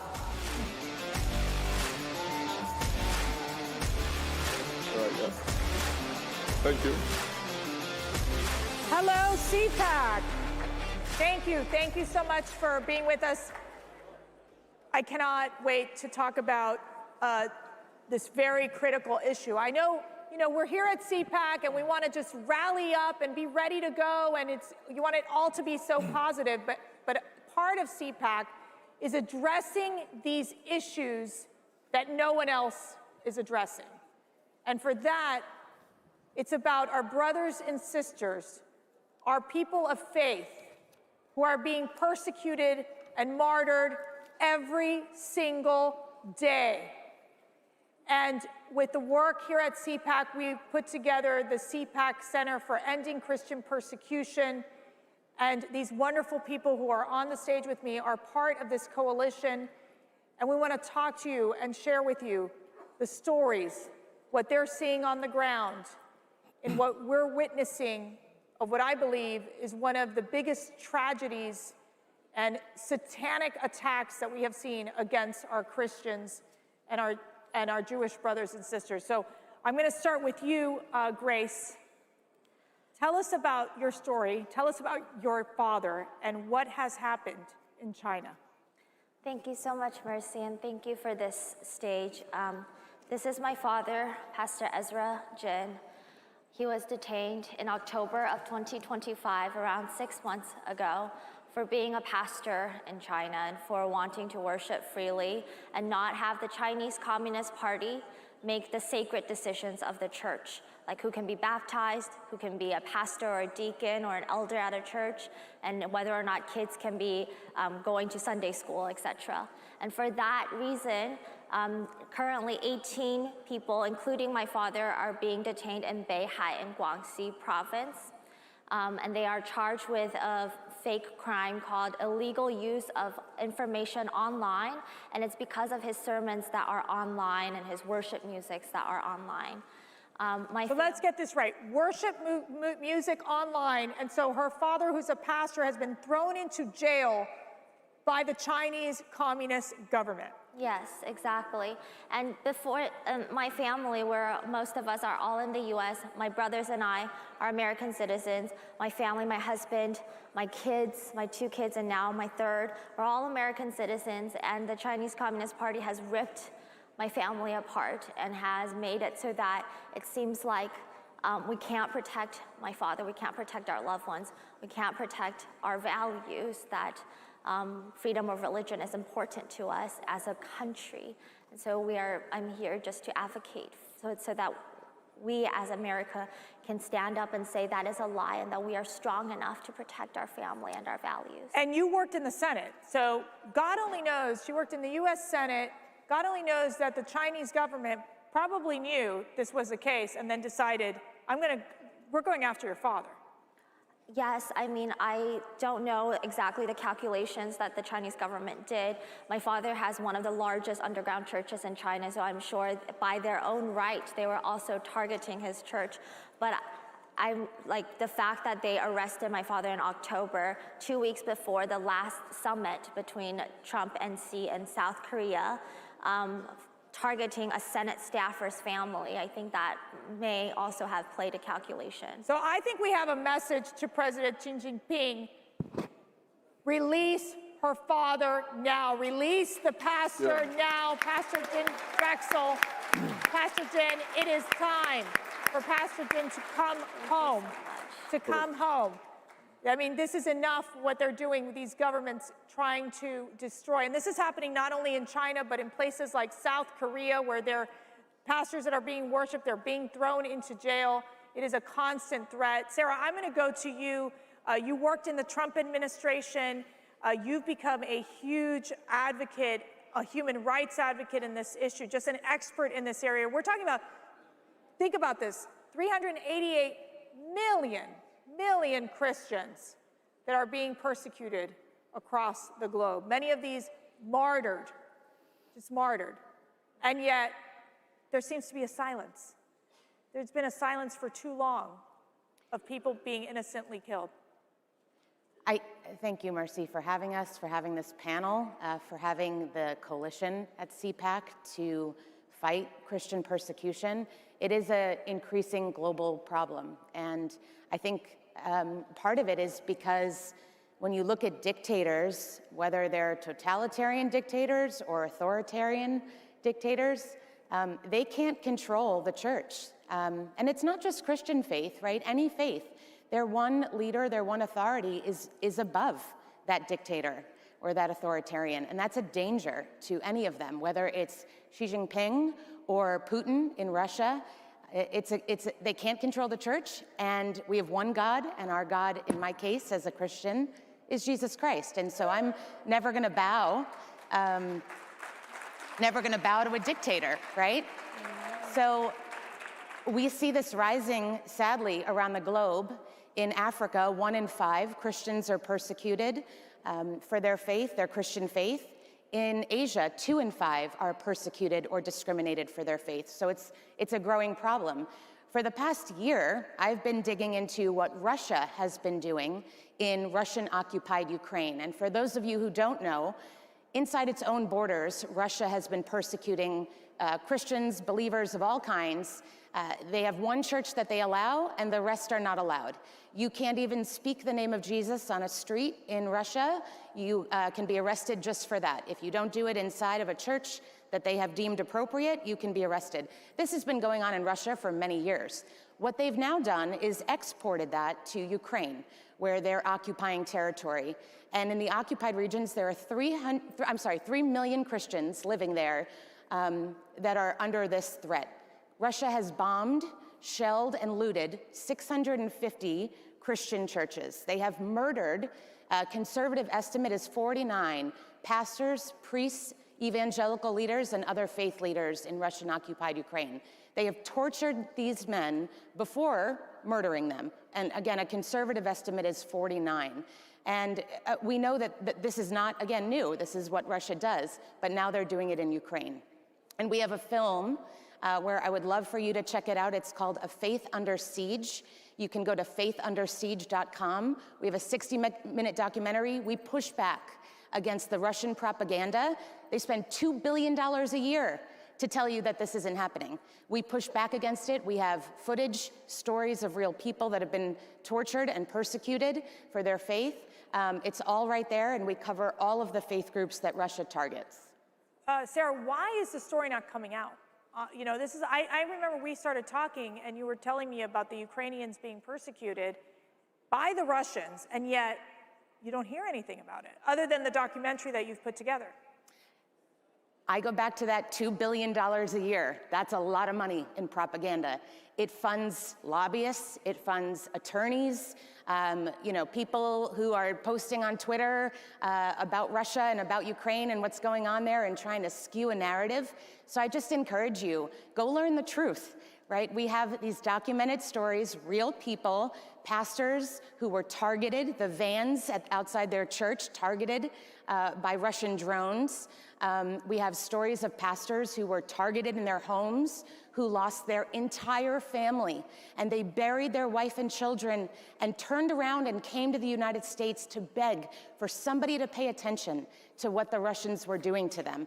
This is not new. Russia has been doing this for a long time, but the reason we don't hear about it is because they've got a lot of money up against us. Frank, I want to go to you. The way it all came together, and as a lot of our work at CPAC, it is literally through God's hand. I had people coming to me, Pastor Camille and Esther from the Democratic Republic of Congo. They were desperate. They had seen atrocities that are unimaginable. The burning of people, the beheading of children. You see these images of the Islamic radical militants going into these churches and burning them down with the people in it. Day after day, this was happening. And we couldn't help but say, we got to do something. And through their work that they do through Africa New Day and other coalition partners, included CPAC, established the center and is putting a lot of pressure on our policymakers to hone in on this issue. Because as we know, you're seeing what's happening in places like Africa, where the Islamic radical militants will kill you because you have a Christian name. And we don't want that coming to America, because we stand for religious freedom. And Frank, I want you to tell your story about your family in Nigeria. Nigeria being, I think, one of the worst offenders when it comes to Christian persecution. Absolutely. First of all, I want to take this time to appreciate my Lord and Savior Jesus Christ for the grace to appear on this stage. And I also want to thank my organization, Equipping the Persecuted, and Judge Saul, the CEO. I want to thank the organizers of this wonderful, noble event. And very importantly, on behalf of Nigerian Christians, I want to appreciate the best, the greatest defender of Christians all over the world, President Donald Trump.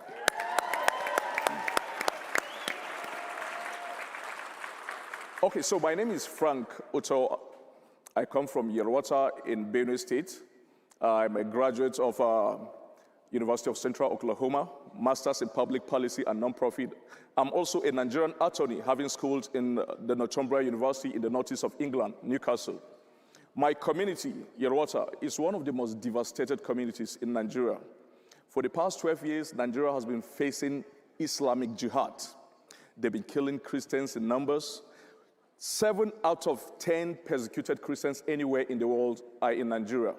And it is a systematic, deliberate plan to obliterate Christians from that part of the world.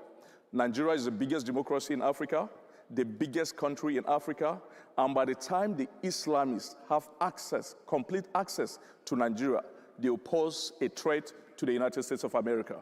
Because Nigeria lies at the coast of the Atlantic Ocean, west of Africa. And across the other side of the Atlantic lies the United States. So Nigeria will pose a bigger threat to the United States more than Iran, because the distance won't be that much. Now, for the past 12 years, these guys have been going from Christian villages to villages, starting from Agatu in Benue to Zakibiam in Benue State, from Chachanji, Takum, Ibi in Taraba State, from Barkin-Ladi to Riom in Plateau State, from Kajuru to Kafanchan in Kaduna State, from the Christian local governments in Katsina all the way to Borno State. In Nigeria, by the latest global index on terrorism, Nigeria is the 4th most terrorized country in the world. And statistically, we have the 5 largest number of Muslim Islamist terrorist organizations in the world. We have the Boko Haram operating in the northeast. We have the Lakurawa operating in the northwest. We have the Ansaru operating in the northwest and the southern part of Nigeria. We have the ISWAP. And they're kidnapping the girls. They kidnap the children. I mean, you hear this all the time. That is an understatement. Yeah. The most vicious, the deadliest terrorist organization in Nigeria is the Fulani ethnic militia. Yeah. This group was a group that has been invading my village every single month. Last year, the biggest massacre anywhere in the world happened in my village, in my community, anywhere in the world, where they invaded my community, and within 4 hours, starting from June 13, 9 p.m. to June 14, 1 a.m., they slaughtered 278 of my kinsmen, 34 of whom are my direct family relatives. They picked a cousin of mine, Sate Amaki, who is just 2 years old. They held him by the leg and smashed his head on the wall, and his brain spilled out. They went across to my cousin, Godo Mary, and doused her with fuel and lit her on fire. And the next morning, what we found was the charred remains of this very beautiful third-year student of accounting of the State University. They moved up to my uncle, a 78-year-old veteran, and slaughtered him, slaughtered his wife. His wife was pregnant with 8-month pregnancy. They slit open her stomach, removed the fetus, and slaughtered the fetus. So these guys embark on a very gruesome kind of killing of Christians. They say they don't waste their bullets. So they slit the throats of Christians. And then they doused it. And incidentally, the Christian faith is the largest faith on the surface of the earth. The biggest, the most populated faith. But has been subjected to this kind of oppression by people who are not as strong as we are. And the President Trump has said, he went to the United Nations and said, Christianity is the most persecuted religion in the world. So he understands this perfectly. It's one of the reasons that we went to the White House with the CPAC Center for ending Christian persecution. Sarah, give us a quick update. What happened there when we went and we were able to address this with the White House officials? Absolutely. Actually, and I want to give President Trump credit because back in 2018, again, this issue in Nigeria is not new. This has been happening for many years. It's only escalated and gotten worse. But back in 2018, before then Nigerian President Buhari came to visit the White House, I provided the president the evidence that this was going on, and he read it, absorbed it, and then what did he do? 2 days later, when he met with President Buhari, he said, what are you going to do about the Christians being slaughtered in Nigeria? And he raised it then. Unfortunately, we weren't able to, in that first administration, crack down the way that I believe he's trying to do now. He's putting significant pressure on Nigeria. But as part of your meeting and the CPAC Coalition's meeting with the White House, the following day, the administration acknowledged Nigeria as a country of particular concern. And having been working on this for so long and encouraging them to make that move, I truly believe it was the CPAC Coalition and your efforts coming in, really laying it out very clearly why this needed to be done. And the president was following up what he did in 2018. And I want to tell you, when you support our organization, and this is the work you're doing. You're saving lives. You're saving Christians. It is critical what the work that we can do to help stop the bloodshed of these martyrs. And let me tell you, we need to come together in prayer to pray for our Christian brothers and sisters. You know, we have to pray to stop and combat anti-Semitism. I do want to ask a question here because I do think, look, you don't want this to come into our shores. We've seen a Catholic church that was shot up, you know, an Assumption Catholic church with children in it. We've seen a car ram into a synagogue. We've seen killings happening. We have to ensure that these radicals, these Islamic radical militants, and these, I would say even these Marxists, stay out of our country. And that has to be the priority. I do want to get final thoughts here. Sarah, I'm going to start with you. Just, we've got to make it brief. But final thoughts on, you know, what can they do? What can our CPAC family do? Just as a reminder for all of you, right, we need to recognize what's going on in these countries because in many ways they're partners with us, whether it's Nigeria, China, certainly trade deals and other things. We need to recognize what this is. If we don't call it out, we're not making America safer, more secure, or more prosperous. And that's what an America First agenda is all about, right? So we have to acknowledge when these things are going on. Right. I would encourage you to watch Faith Under Siege at faithundersiege.com. I would encourage you to continue to read and learn about what's going on in Nigeria and support the Christians being killed there. And I would encourage you to use your economic power. That's what you can do individually to push back on a communist party in China that is putting pressure on American citizens like Grace and her family and imprisoning not just Christians, but people of all faiths. Right. That would be what I'd encourage you all to do. Frank, just to wrap up here, what's your message, your brief message here to the All right, thank you. My message is very straight. The 43rd president of the United States, who was once a governor of this state and a distant predecessor to Greg Abbott, George Bush, during his second inaugural address, he said in paragraph 12 that the United States will not ignore your oppression, nor will it excuse your oppressors. When you stand up for your liberty, we will stand up for you. Yeah. And so this is what we're calling the United States to do. And I also want to ask you to go to equippingthepersecuted.org and see what we're doing and make your support. And your support will go to the devastated Christian communities in Nigeria and to the 6.6 million Christians living in the IDP camps in Nigeria. Equippingthepersecuted.org. Grace, what is your message to your father? Thank you so much. My father is in China. He is unable to hear from us, but we want him to remember that he is not being forgotten. And just like President Trump had the opportunity to raise it with the Nigerian president, we know that the president has an opportunity to raise these Christian cases with Chairman Xi Jinping and the upcoming summit in May. And we want, please help us to get it to his portfolio. Please call your Congress people, call your senators to say that you have heard the story and that we have to stand with Christians and defend our values. My family has been targeted even in the US, and we have to say that that is not allowed, that I want to be safe in America, and we have to stand up for our values. Thank you. And thank you, Texas, for banning Sharia law. That has to happen throughout the country.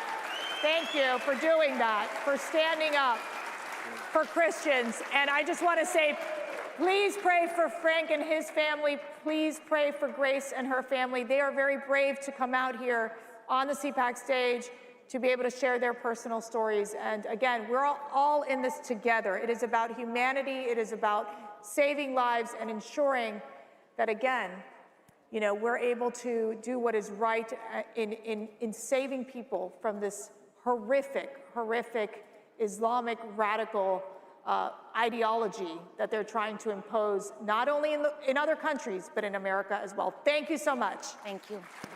That was great.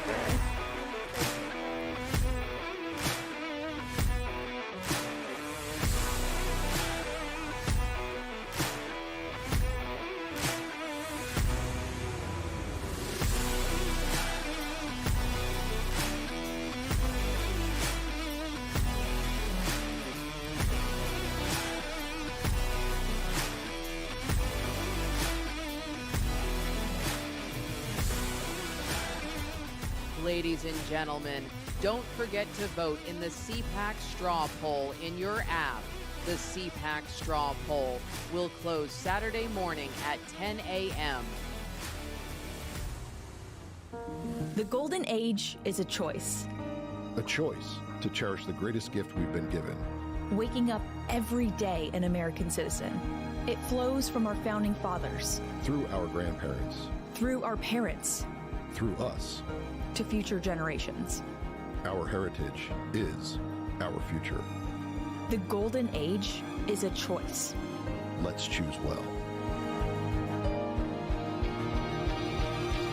As conservatives, we believe in public safety. We also believe in fiscal responsibility. On the left, what they've done with the criminal justice system has undermined both. So it ain't rocket science, okay? This is not. You get the violent criminals off the streets, make sure that the people that are going to reenter society have a pathway to do so successfully, and that's pretty much it. That solves so many of these issues. In 2022, the United States recorded an incarceration rate of 541 per 100,000 people, higher than any other major democracy. The annual price tag is $182 billion spent on prisons, jails, probation, and parole. Wrongful convictions remain common, separating families and costing lives. The system is broken, expensive, abusive, and ineffective. That's when I learned to fight. That's when I learned to fight and to uncover the injustices that happen. And the government shouldn't be allowed to break every single law in order to get a conviction.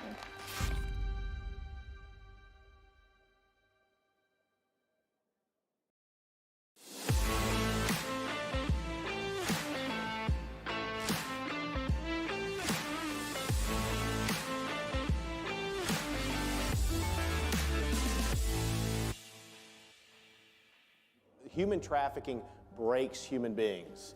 And I believe everybody in this room believes in the dignity, value, and worth of every human being, and we have an obligation to put those human beings, try to put them back together.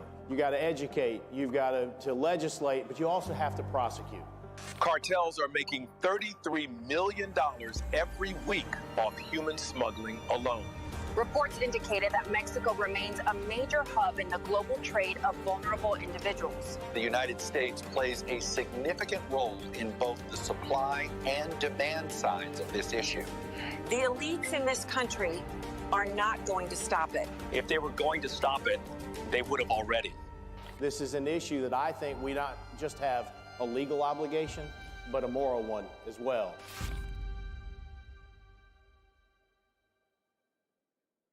Ladies and gentlemen, this is Cigars, Steaks, and Ivermectin, a Maha survival guide.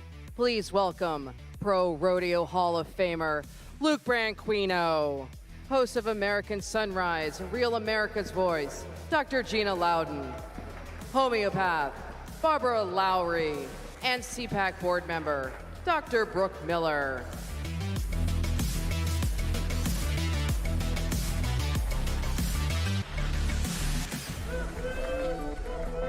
Gentlemen, you're so sweet. Thank you. Don't sit. Well, hello again, CPAC. Those of you that were here yesterday recognize the hat. I was part of the Yellowstone talk, and today I'm part of the MAGA Alliance.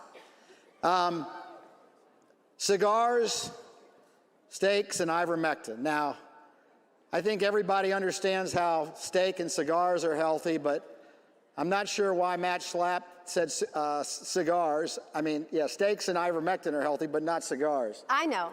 I know you do. We're going to find out. I would like to welcome our panel here today. We have 3 people, very accomplished, who figured things out on their own. They don't have any formal medical training like myself, but like I saw during the pandemic, I mean, lay people were as good or better than a lot of medical professionals in figuring things out and what they needed to do to stay healthy. So we're going to get some alternative views today. But before we do that, I'd like to lay out my 4 pillars of health that I would hope each and every one of you would take home and try to change your lives in order to improve your health or reverse chronic disease. 1 is what you put in your body, and that's mainly diet. But it also means avoidance of toxins and chemicals, which are out there. Number 2 is the dreaded word exercise.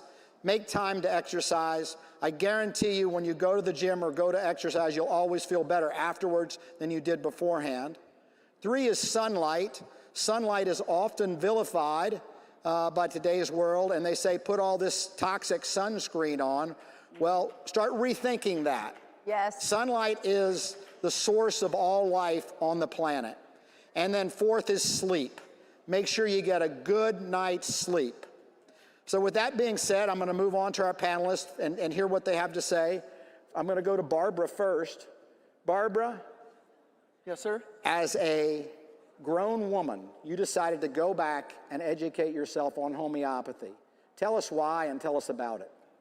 All right, well, first, a lot of people don't really know what homeopathy is. They think it's synonymous with holistic, and it's not. It's actually a form of medicine that's used by millions of people in America for injuries and for minor illnesses at home, and by health practitioners that are licensed and or certified in their respective disciplines. It's an incredible form of medicine. I got into it because our son was having chronic ear infections when he was like 5 years old, and it was round after round after round of antibiotic, and I didn't know what else to do until I met somebody who said you should take him to a homeopath. I said, what? Okay, and I found one, and she talked to me, and she talked to him, and prescribed a remedy, sugar pellets, that are carrier for the medicine. And I gave him the remedy, and he never had another ear infection. And a few years later, I decided midlife, when I was 54 years old, to go to homeopathy school, to a 4-year program and become a homeopath. And it's a lot harder, folks, than a bachelor's degree, I'll tell you that. But I was so passionate about it, and it works so brilliantly and so deeply. And it works well, plays really well with any other kind of modality. If you're taking 8 different drugs, I feel bad for you, but this heals mind, body, and spirit, mental, emotional, and physical. Homeopathy is a holistic medicine, a holistic form of medicine, but it is its own distinct form of medicine. Thank you. Thank you. Gina. Yeah. An accomplished talk show host, a mother of 5. Yes. A busy businesswoman. How did you go down this rabbit hole of health and wellness, and tell us what you've learned? First, I want to say, I've been coming to CPAC since I was 20 years old. Phyllis Schlafly, you guys still remember her, right? I remember. She brought me my first one. This is the freest CPAC we've ever had. Hats off to Matt and Mercedes and the whole team, because if you had even named a panel, yes, you can clap for them. Absolutely. Let's think back 4 years. If you had even named a panel, cigars, steaks, and ivermectin, first of all, I think we would have been raided. I think they would be raided, yeah. And they would have hauled us all into J6 jail cells. Who knows what they would have done? And they would have investigated all of us, and yeah, it would have been a whole travesty. But here we are. What a beautiful celebration that we can even, and Matt Schlapp gets credit for naming this. I asked him, did you think of that? And he said yes. But it is such an honor to be with you guys again. And I got into this. My husband was in the Senate in Missouri, and there were parades of people that would come through that were just voiceless. Moms and dads who lost children because of vaccine mishaps, because of the children being born in hospitals where infection rates are much higher than when children are born at home. Our state of Missouri, it was a felony to deliver a baby at home. The American Medical Association is one of the biggest lobbies nobody talks about.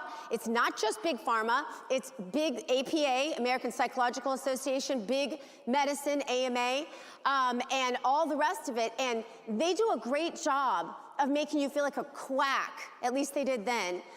So my husband and I made it our effort to flip that bill on its head and made midwifery one of the freest states, Missouri one of the freest states where you can have a home birth. But it was those parents that came into his office every day. I was there homeschooling my 5 children, and I would listen to their stories, and everybody would say, oh, that's anecdotal. When I try to talk to the doctors, lobbyists, or people like that, they'd say, oh, that's anecdotal. Those people are crazy. I'm like, well, they've got a dead kid, or they have a disabled child, or you know, this horrible thing happened in their family. And there's a lot of them, a lot more of them than there were people saying, no, you should believe all of the allopathic medical advice that the AMA wants to give us. So anyway, that's what started me down my path. I adopted a little boy with Down syndrome. He had 10 congenital diseases when he was born. I followed holistic homeopathic, I'm still learning because she's teaching me the difference, but I followed advice. He was born with Down syndrome and these other conditions today. He's 20 years old, working full time, having a great life. He's the laughter in our family. And it was because I ignored the AMA. So that taught me. Thank you, Gina. Luke, I have to admit something. I was really nervous meeting you. I'm in awe of you. 5-time world champion in steer wrestling. This guy slides off a galloping horse, jumps on the back of a 500-pound plus steer, and that's a big steer, and wrestles him to the ground. It's a violent sport. You've got to have some injuries. You've got an interesting story.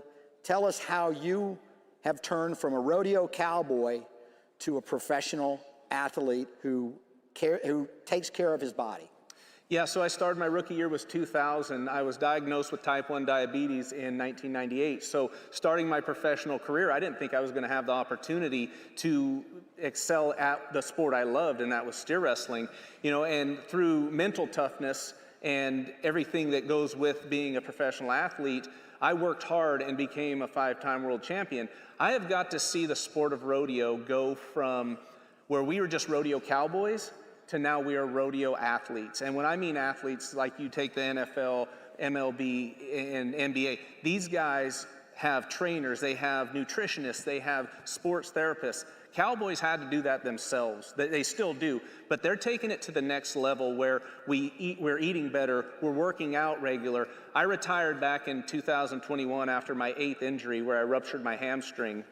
And you know, I got to the point in my career with the diabetes and everything, I was like, am I gonna be able to continue and have success?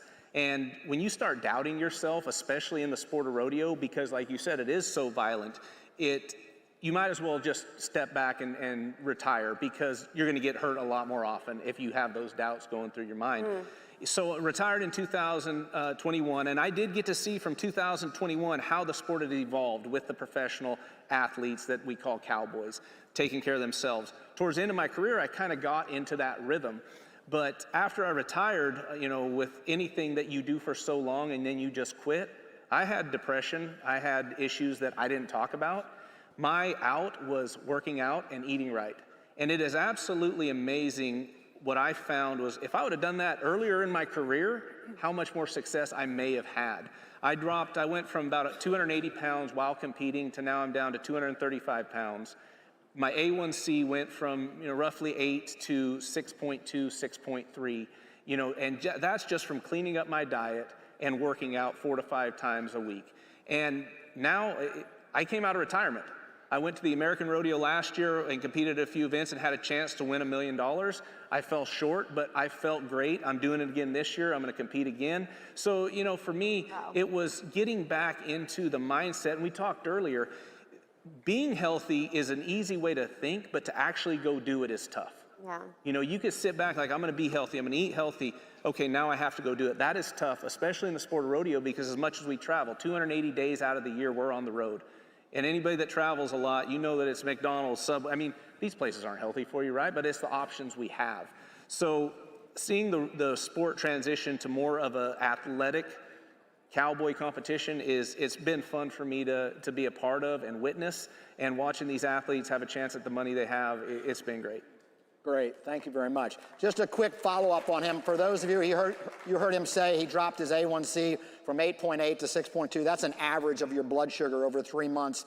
And in order to do that, you got to have tighter control. And for a type 1 diabetic to have an A1C of 6.2, that is outstanding control. And we want to lower insulin levels, and that's what he's done through diet and exercise and changing his life that way. But we got to talk about ivermectin, okay? Much discussed since 2020, much maligned, and now just really hailed as a savior in medicine. It has antiviral properties, antibacterial properties, anti-inflammatory properties, anti-neoplastic or cancer properties, and obviously it deworms people. It also helps the gut microbiome. Barb has done a deep dive on ivermectin. Share us with the audience what you've learned about ivermectin. Well, I can tell you a personal story, and if anybody else suffers with acne rosacea, then you know what that is. I have had it for years when I was in my 30s. I'll make this really quick, because we only got a limited amount of time. But you're given an antibiotic for it, Metrogel, back in the day. I don't know if that's still what you get. And it helps great, but it doesn't really knock anything out. And then you've got antibiotic constantly ruining your gut biome. So I used, you can get it on the internet, the ivermectin horse paste, and it's great stuff. I tried slathering that on my nose, and it was gone, probably 3 applications, gone, hasn't come back. The stuff is amazing. It will also do a lot of other fun things too. The ivermectin, as a homeopath, I delve into a lot of research about a lot of things, and it's my thing. And with getting into, with clients, that have cancer, which we know is pretty prevalent right now, getting involved with that, you can only do so much with homeopathy alone. It's great because it will heal the mental, emotional level, so you can roll with things and you can get better. It stimulates your immune system while you're doing something else. That homeopathy in conjunction with ivermectin, fenbendazole, mebendazole, different repurposed drugs that have been shown through medical studies to be incredibly powerful, along with supplements, over-the-counter type supplements, most of them, that will prevent the cancer stem cells from growing back after the cancer is gone, whether you use chemotherapy, immunotherapy, or radiation. It will keep it gone. And ivermectin is a big deal because it's always the one that's combined with the mebendazole and the fenbendazole, which are dewormers as well, but they do different ones. Yeah, it really is an amazing medicine, and probably the most useful medicine of our time with the least side effects. I want to shift gears right now, and I just want to talk to Dr. Loudon about screen time in kids and adults and the harmful blue light. Can you educate the audience on that? Yeah, the screen time is such a big thing. We saw a victory this week that now companies can be held accountable for social media and increasing screen time. How many of you know how much screen time you have per day? How many of you know that number? For how many of you is that over 10 hours a day? Over 5? It's crazy numbers. The average American, 7 to 10 hours a day. If you're in media like me, it's more like 11 hours a day. I think, my gosh, what in the heck am I doing? Do I ever see a person? But the thing that I think we have to recognize about screen time, because in our schools especially, it's not just the screen time. It's not just the time on their phones in the evening. Now they've switched from pen and pencil, right, Now everything's on a tablet. Every test you take is on a tablet today. The kids, their recreation is on a tablet. That's not even to mention the times you might be letting them be on a What exactly is the blue light doing to our brain, though? Yeah, well, it increases dopamine, and that tends to addict them because it's such a quick surge of dopamine that it tends to addict them. And you guys, this is exactly what the left wants. They want that constant feed of dopamine so that they can have low information voters, so that they can have people who need a constant fix so they can control them. But you already knew that. It suppresses melatonin. We all know, we're running out of time, so I don't want to talk too much, but we all know how critical melatonin is to your, not just your mental health, but your physical health. Very important. Increases anxiety and depression. Causes weight gain. What are some solutions? Insulin resistance. What are some solutions? My kids got me some blue light blocking glasses. Yeah, that's one thing. The first day I wore them, I looked at my phone and I didn't even want to look at it. Yeah. And I slept so much better. Red light sauna, and homeschool your kids. Great. One last question, Luke. How did you manage your diabetes on the road, traveling, not getting too low on your sugar, and not getting too high? What did you do?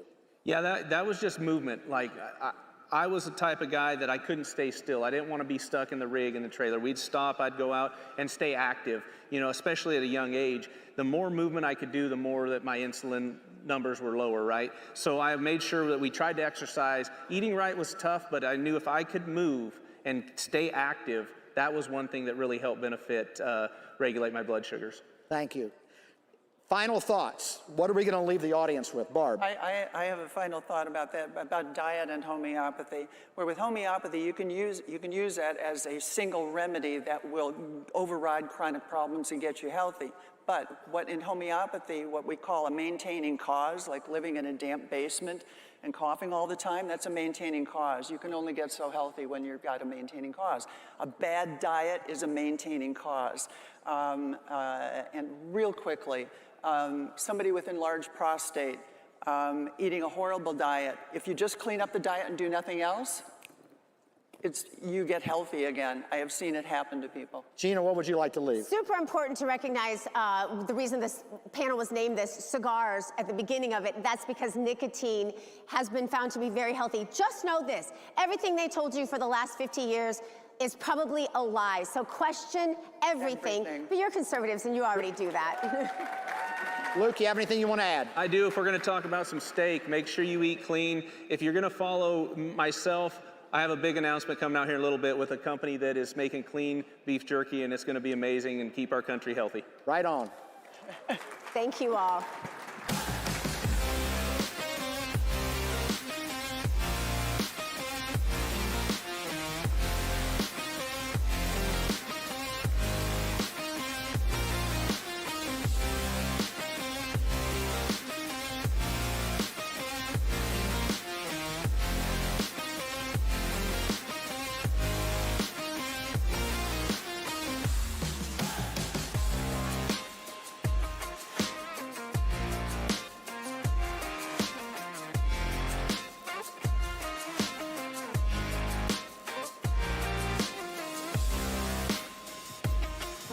The golden age is a choice.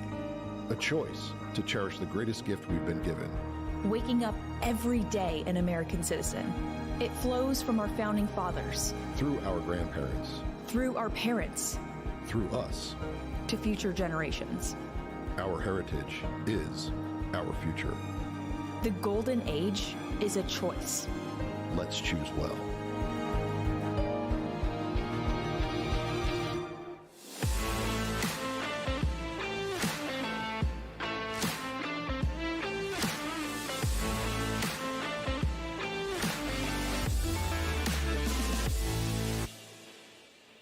Ladies and gentlemen, up next, the obscene nonprofit of AARP. Please welcome Senior Vice President of Legal and Public Affairs, Center for Individual Freedom, Tim Lee. Executive Director of the Committee to Unleash Prosperity, Tim Descher. Economist, Steve Moore. Moderated by Director, CPAC Center for Regulatory Freedom, Andrew Langer. Wow, it's 18.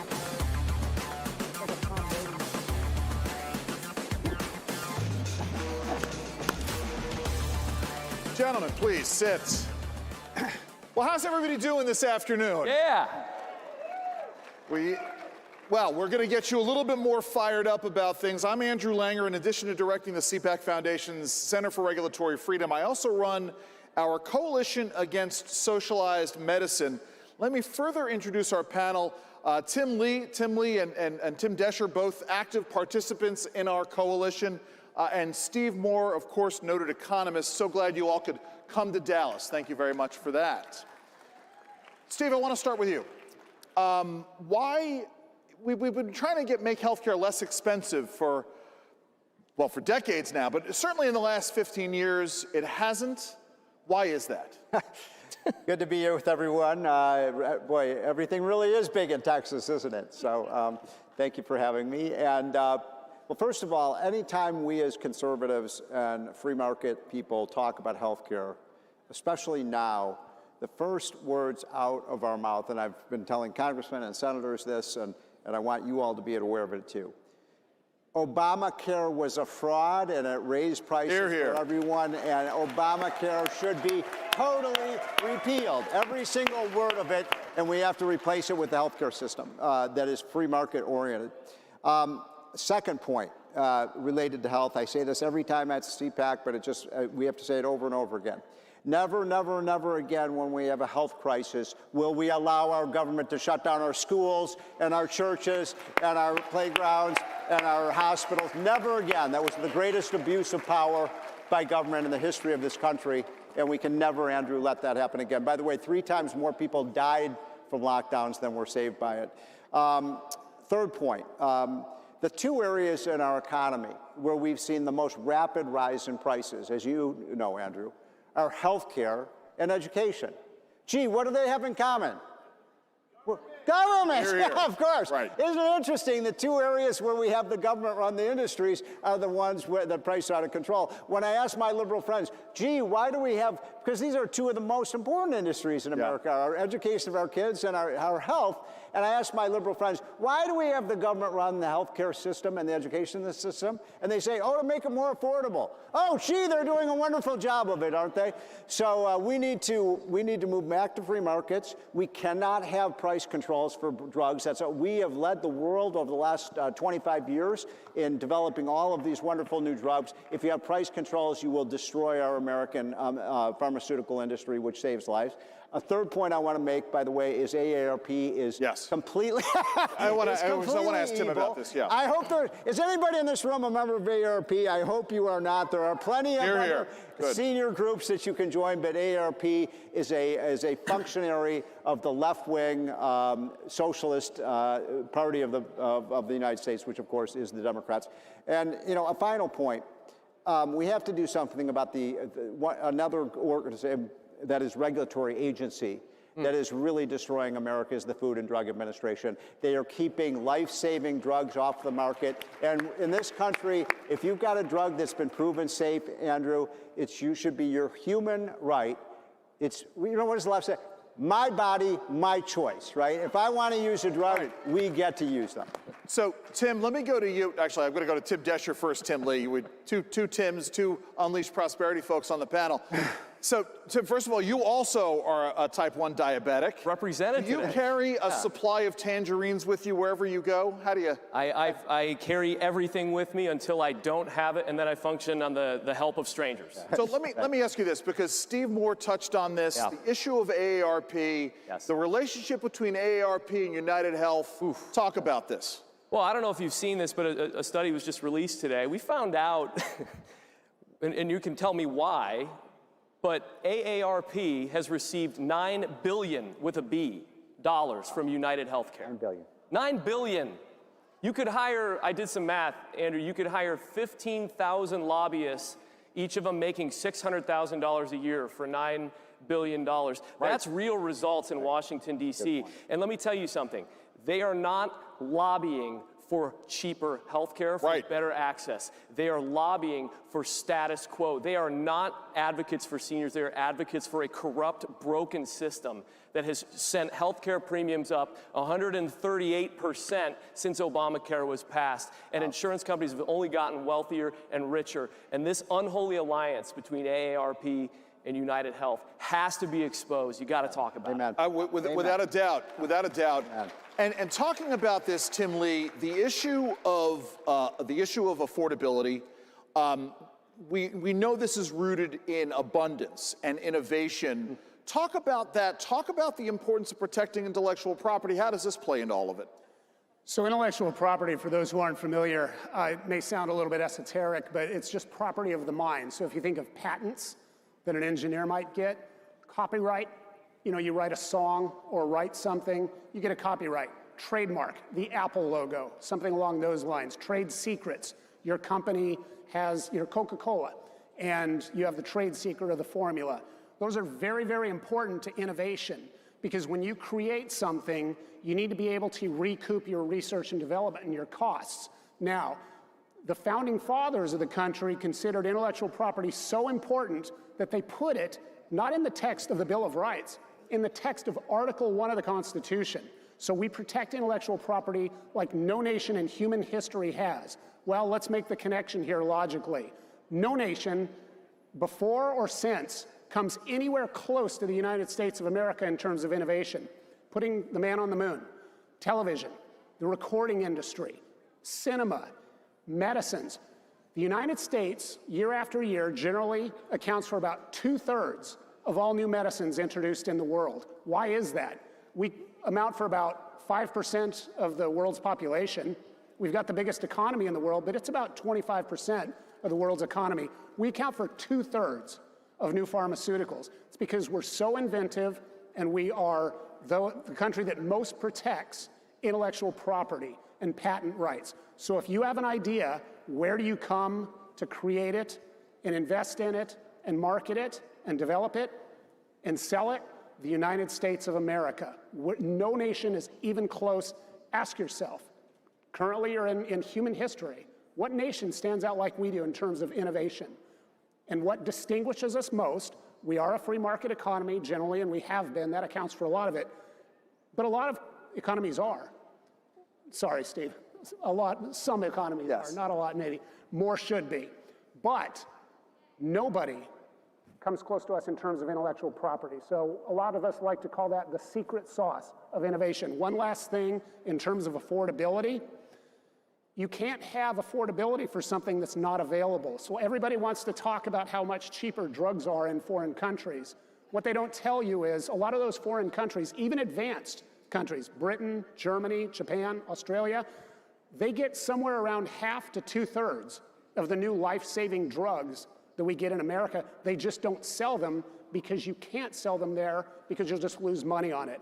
So affordability, sometimes used in air quotes, can just make things unavailable. So when we start imposing price controls, if you're a developer, why are you going to develop something and sink billions of dollars into creating it if you can't make a profit off of it? And so keep that in mind, and that's why it's so important in intellectual property. Tim, let me, Tim D. Let me come back to, I know, it can get a little confusing. Timmy D. Sounds too close to Lee. Yes, let me come back to the issue. Another issue we've all been working on is the issue. President Trump talks about middlemen, right? He talks about this issue of, and your colleague Phil Kirkman has done some great work on this, both of your colleagues, Steve and Tim, on the issue of the middlemen and PBMs. This is a big debate. Talk about the middlemen. Talk about why this is a problem. Talk about the work you guys are doing on all of this. Well, look, I mean, if you try and understand how a drug comes to market, it's going to take you an undergraduate degree, maybe an advanced degree, to figure it out. It is the most complex system that we have, and it's been that way because of groups like AARP and Democrats and liberal Republicans who have labeled the system to be this way. Hold on, you're laying up. Tell us all how you really feel about AARP, Tim, please. Sorry, FAARP. Amen. Sorry about that. We can all rise that. Sorry, Mom, but I have to say it, FAARP. But really with the PBMs, you place somebody in the middle that's doing something that they don't have to report. They don't have to report how much money they're negotiating for, how much money they give. Does this sound like the transparent government that we were promised in 1776? Does this sound like it? Because this is all federal law that enables them to do it. And so when you include that in a system, prices go up, drugs become less available, and people like me suffer for it. And this is part of what the president's doing with Trump RX is one way of tilting at this windmill. What the FTC has been doing. There was language in the One Big Beautiful Bill Act to get rid of the nasty rebates that don't actually get rebated back to consumers. So this is all progress here. Steve, as an economist, the issue of scarcity, right? We understand that when insurance gets involved, and it's not really insurance in the traditional sense, right? It's a cost-sharing mechanism. It obfuscates the way that the market is supposed to work, but we also simply don't have enough doctors, nurses, and physicians' assistants to go around. How do we deal with this? How do we get the greater abundance with the AARP and United Health and others sort of getting in the middle there? No, I'm going to make this really simple to people because I think you'd all agree with this. In this country, we could get better health care for half the cost, right? For half the cost if we simply had a more rational system. Right. And so who's making all this money? By the way, our health results in the last 10 years are not very good. You're right, Tim. The cost. Remember, by the way, do you all remember what the title, the name of the Obamacare bill was? The Affordable Care Act. Right. Does anybody really think it's affordable today? So what I'm here to tell you is we could cut these costs dramatically by cutting out these middlemen. And so there's two groups that are right now, as we speak, on Capitol Hill, lobbying for more and more and more subsidies, and more, by the way, subsidies coming out of your and my pocket, taxpayer subsidies. Now, what do you think those two groups are? Number one, the insurance companies. The health insurance companies are the villains here, folks. They are the ones right now lobbying for more and more and more Obamacare subsidies because in just the last 2 years, the health insurance companies in America made $150 billion. Now, look, I love profit. I'm not against profits. I want our companies to be as profitable as possible, but they're making their profits out of your tax dollars. And so that's number one. And number two, it's been the conglomeration of the hospitals. And by the way, the other group that's getting screwed about by this is doctors. 100%. Physicians aren't being paid what they should be because you've got an oligopoly in the healthcare industry created by government, said in the State of the Union message. And how many of you agree with them on this? The dollars should follow the patients. They shouldn't go to the health insurance companies. Absolutely true. Absolutely true. And you know, it's one of those things where a lot of folks don't understand that the Affordable Care Act was ultimately a buy-off for big insurance, right? Yes. Our coalition against socialized medicine. For those of you who understand your Karl Marx, right? Socialism is the transitional phase between capitalism and communism, pure communism. The Affordable Care Act was the transitional phase between a free market economy and socialized medicine. It's part of what we're working on here. I mean, Tim, you have thoughts, you know, we're at the 15th anniversary of the Affordable Care Act. You guys are, again, doing more work at Unleash on this as well. Yeah, and one of the things that you see with the Affordable Care Act, as Steve mentioned, I mean, the prices have just gone higher. Families are paying now for an employee-sponsored coverage 30% more than in 2009 when we were promised to save Remember when Barack Obama said we're going to save $2,500, families are going to save that? Yeah, that's not the case here. And what's happened is the left, the Democrats have said, well, we'll just subsidize, we'll just throw more money at it. Andrew, and you know it's not a good idea to throw good money at bad, so we need to reject that. And the other thing that they're proposing are price caps, which is exactly what the Soviet Union did. They put price caps on everything. You can't sell it for this, you have to sell it for this. So what happens when you get price caps? You get less of it. And you get less innovation because the companies that bring them to market don't have the money to do it. So people like me don't get better insulin. And I'm sorry to make it about me, but healthcare is the most personal thing. It's fine. It's it can all be about you. personal thing people have. Tim Lee, so, you know, on this issue, we know that the vast majority of savings when it comes to pharmaceuticals are from generics, right? And that the next phase of all of this is biosimilars, what should have been called biogenerics, but they're called biosimilars. But again, talk about this, talk about the issue, what, 90% of the cost savings in pharmaceuticals comes from the introduction of generics. Let's go back to this issue. If we don't have innovation today, we don't have innovative generics or innovative biosimilars 12 years down the road. Talk about this. Right, so speaking about intellectual property earlier, obviously these aren't perpetual rights. You don't have a patent that lasts forever, and it kind of varies depending on the type of drug. But it runs out after a few years, at which point generics come in and they do cut costs. But what we want to do is allow that patent to last long enough that the company that created it can make profits. And so once you do go to generics, though, and that has happened, it moves on to that. And so, you know, speaking about what other nations don't have in terms of available life-saving pharmaceuticals, because they impose price controls, I mentioned earlier, some of these advanced countries that we think of as advanced have something like half, 2/3 of the new drugs that we get. Instead of importing their price controls here, and the Trump administration has done great work on this, we are telling them, stop imposing drug price controls on products that are developed here. Right. Because you guys aren't paying your fair share. So instead of importing price controls, we need to export the free market on that. One last thing going forward, one of the most helpful things that you all can do, sign up for the Unleash Prosperity emails.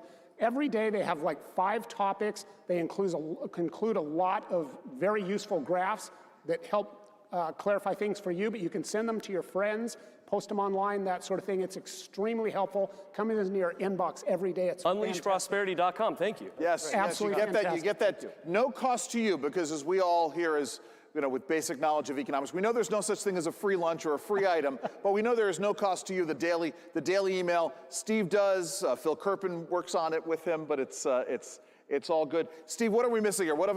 In terms of this fight, in terms of the issue of AARP and big insurance, what do we do about that now? Well, by the way, just go to unleashprosperity.com and you can get it for $1,000 now. It's absolutely free.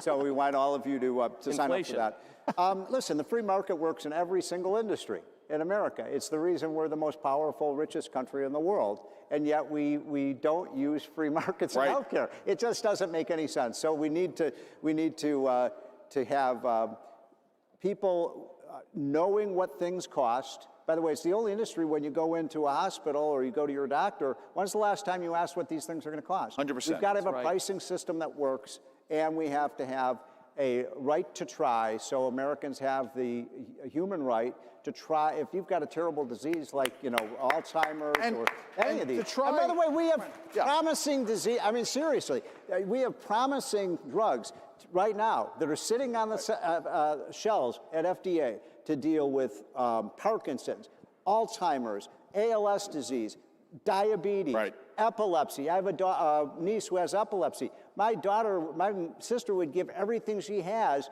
for her daughter to be able to use this drug, and the government says no. And I say hell to that. The people should decide, not the regulators. Well, folks, please give a round of applause. Tim Lee, Center for Individual Freedom. Tim Desher, Unleash Prosperity. Steve Moore for Unleash Prosperity. Thank you guys very much. Well done. Thank you. Thank you. Always.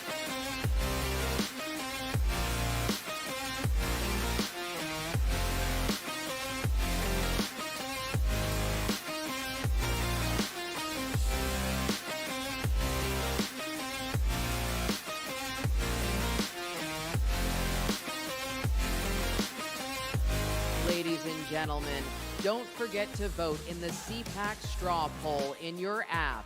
The CPAC straw poll will close Saturday morning at 10 a.m.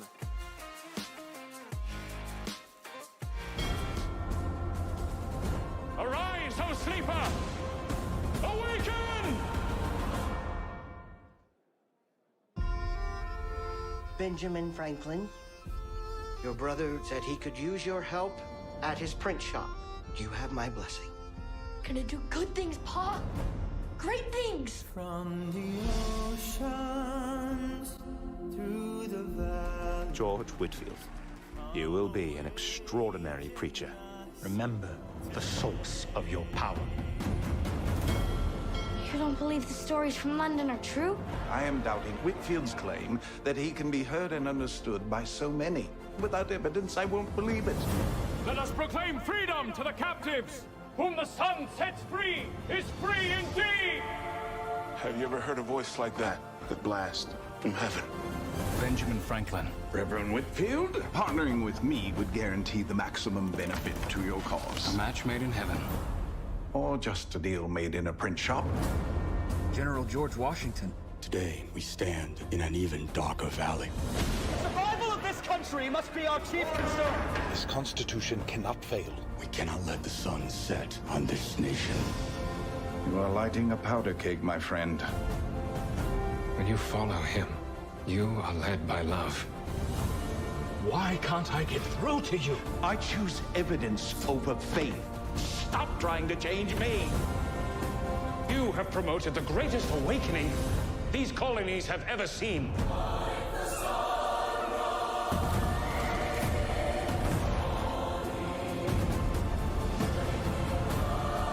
You are the lightning bolt, George. I am just the lightning rod. And who is the source, Ben? Let them receive your gift of salvation. One tiny candle illuminates 1,000. Arise, O sleeper! Awaken!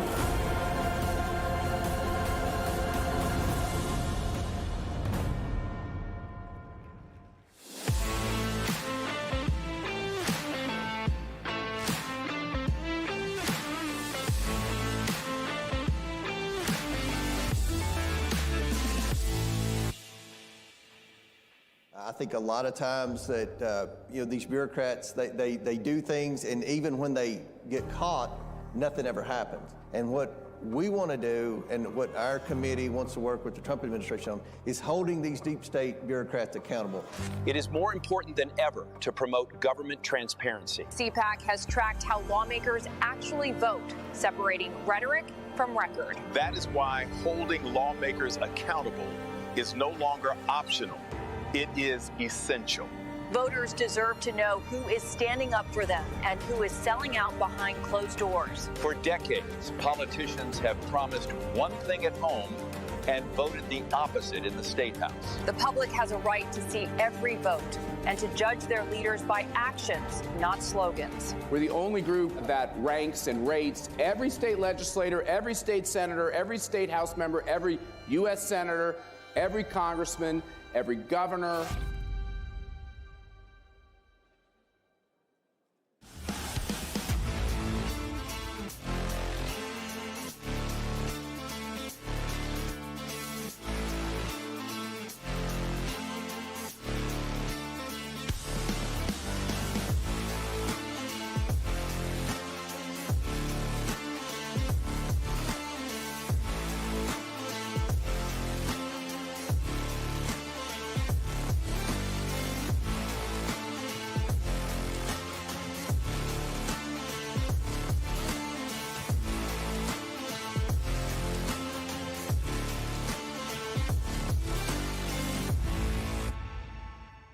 Ladies and gentlemen, please welcome founder of the Walk Away campaign, Brandon Straka.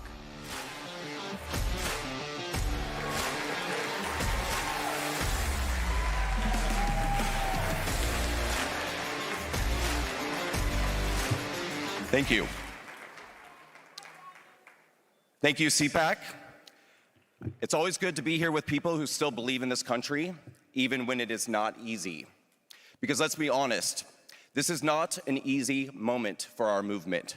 There's energy, there's passion, there's momentum, but there's also something else. There's frustration, there's division, and there's a growing sense that something doesn't feel right, that the right is not all right. And if we don't address that honestly, we're doomed. I have become, for many people, a symbol of changing one's mind, for standing up for one's principles against tyrannical mobs of ideologues, and for fighting for the truth. I am the former liberal who walked away from the Democratic Party and created the first and most successful national movement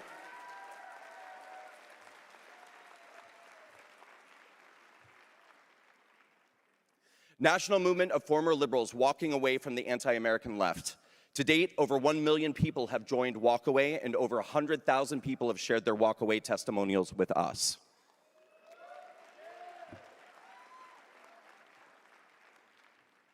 I walked away back in 2017 for many reasons, but the bottom line is that existing on the left became intolerable. Asking questions became forbidden, and in fact often met with anger, contempt, and vicious backlash. Expressing support for somebody the left deemed to be canceled was a one-way ticket to getting canceled yourself. And daring to express an opinion outside the approved narrative and belief system would ensure that my former side would label me a racist, a bigot, or some sort of morally bankrupt submissive to the cause. When I came over to the right back in 2018, I was exhilarated.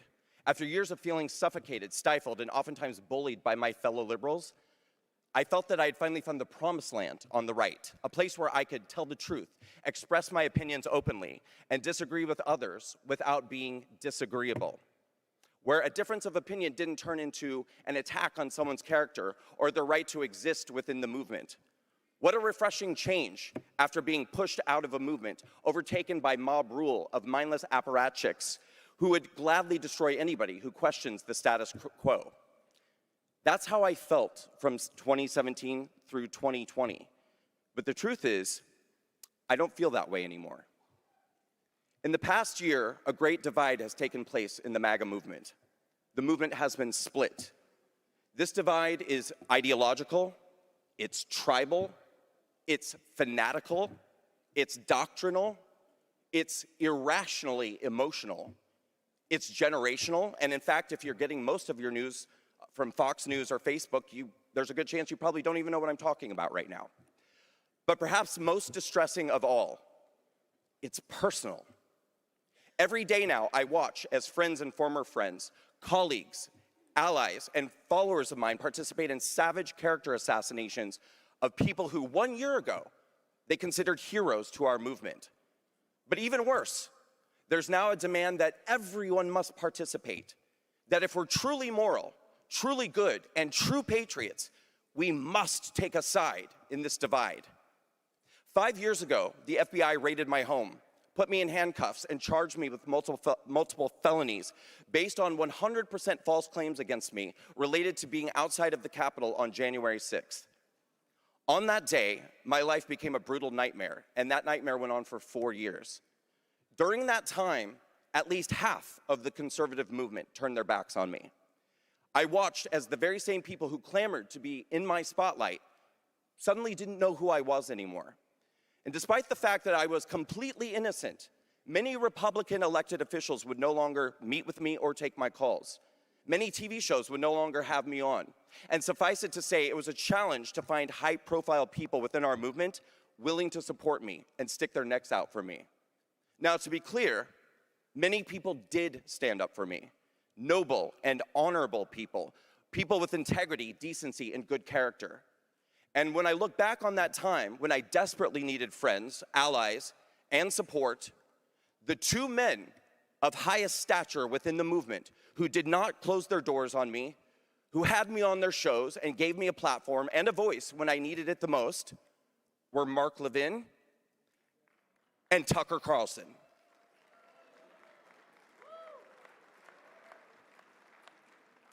And now I'm being told I must choose between these two men. I'm either Team Mark, which according to one group would make me a warmongering neocon and a shill for Israel, or I'm Team Tucker, which according to another group would make me a rabid, Jew-hating anti-Semite, cried all the people with their torches and pitchforks. None of these assertions are true. And the truth still needs to matter more than slandering people's characters to win political arguments.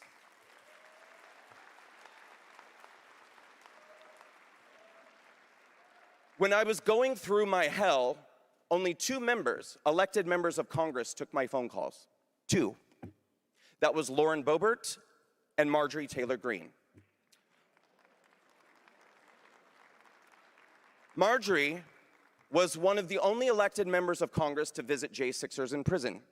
She was the only member of Congress to sponsor the Matthew Lawrence Perna bill, named after one of the J6ers who committed suicide due to the brutality he endured at the hands of the United States government. And a few years ago, she came to the walkaway booth at CPAC and held my hands and prayed with me while the media took pictures of us and mocked us. And now a directive has gone out that Marjorie Taylor Greene is a traitor. And if you want to be a part of the in crowd, it is mandatory that you must hate her too. If I were to ask, probably at least half the people in this room would say that they didn't like her anymore. And if I were to ask why, I bet the majority wouldn't even know themselves. When did we become the left? When did we become hive-minded, mean, and tribal? When did we decide that not only must we cancel those we disagree with, but we must control the people around us with intimidation, demanding that they think the way we think and join the cancel mob too, or be branded themselves? And when did we allow some of the most toxic, nasty, and vicious people on the planet to become the spokespeople for MAGA and the arbiters of purity tests, deciding who is and isn't worthy enough to continue to call themselves MAGA? But perhaps, most importantly, when did we decide that it was off limits to question our own government or the government of any other country?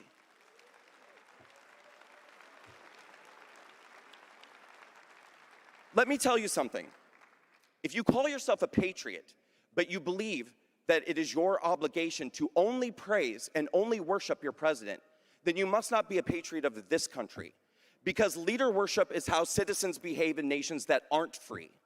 You can love your president, and you should, but it is your duty and your obligation as a free citizen of the United States of America to challenge and question your government every day, regardless of who the president of the United States is. To demand action, answers, and transparency. In fact, the most unpatriotic thing you can ever do is go with the flow and give your unquestioning loyalty to the government and demand that others around you do the same. So no, I will not be choosing between Mark Levin and Tucker Carlson. I love them both.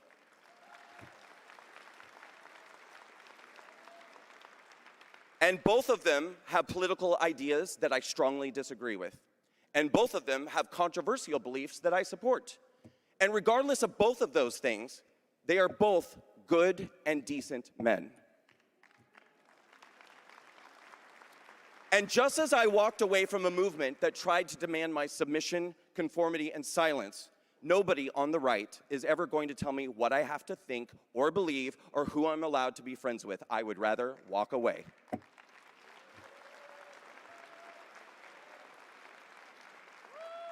I'd rather lose everything I have, again, than go along to get along with a mob that no longer cares about the truth, because that's what strong men do. Weak men choose anger and hate and destruction. And may I remind you, God is truth and love.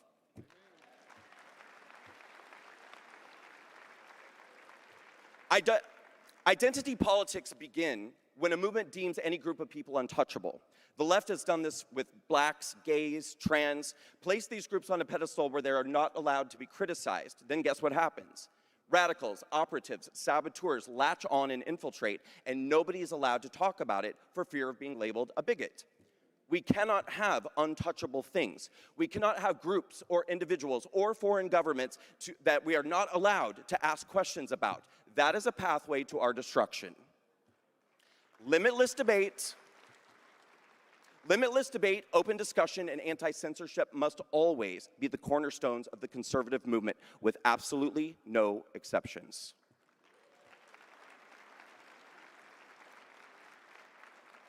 When I left the left, people on both sides of the aisle asked me, why didn't you just stay on the left and fight to fix it? And I would tell them, because it can't be fixed. The left is too far gone.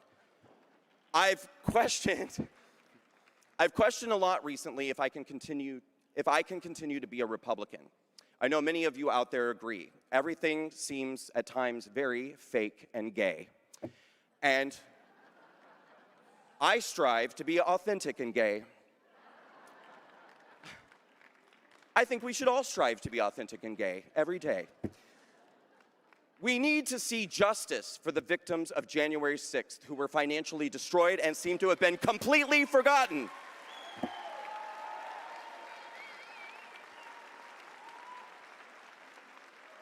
Completely forgotten. We need accountability for Fauci and the horrors inflicted during COVID.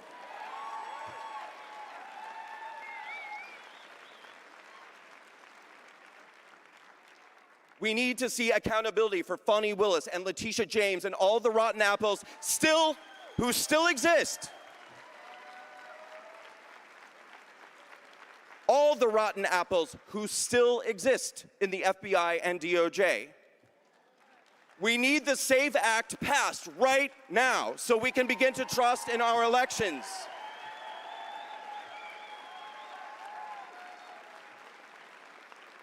We need affordable housing and lower interest rates so that people under 30 can believe that home ownership and the American dream are still possibilities for them.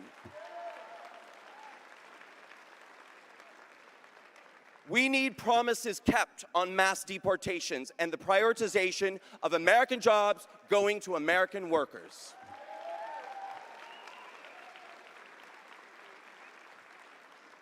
And we need to fight against censorship online and offline every single day because that fight never ends.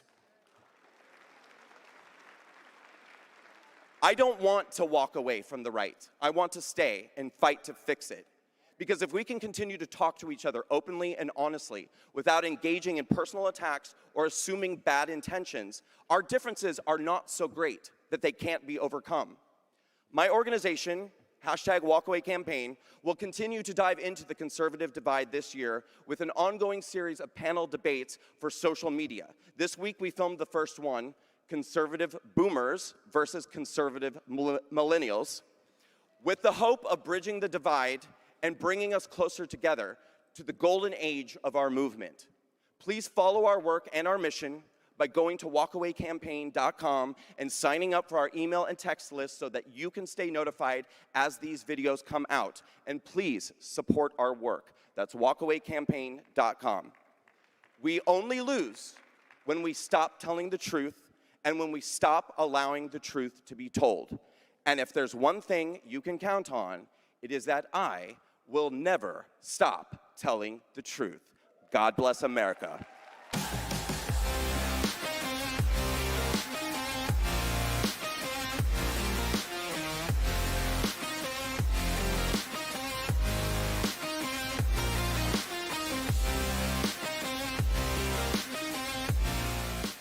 Ladies and gentlemen, this is Peace Room. Please welcome host of the War Room, Steve Bannon.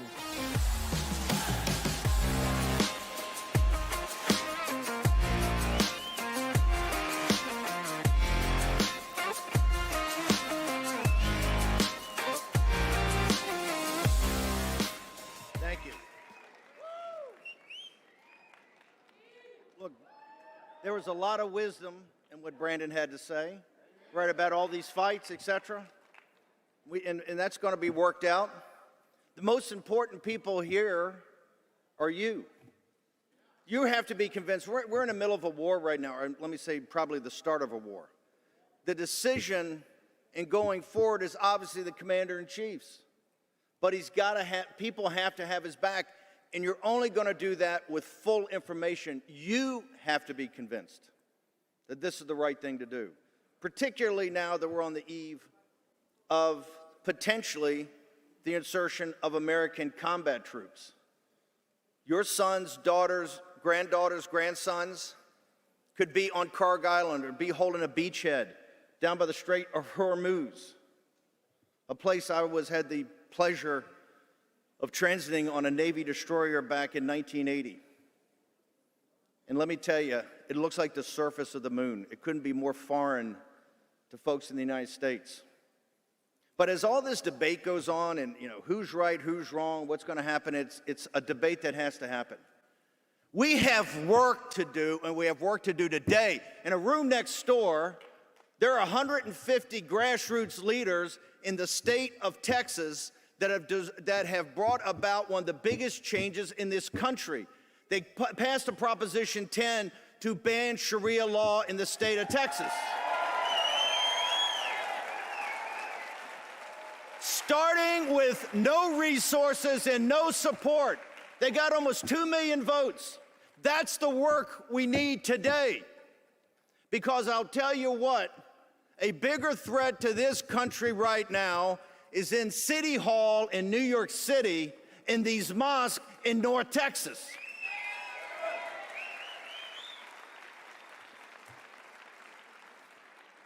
The Dallas Morning News, normally I'll bring up as a heuristic device the Financial Times or the Wall Street Journal, but here this is the Dallas Morning News. Paxton Cornyn divided on CPAC, right? Cornyn's not coming. You know why? He didn't think you were important enough to talk to.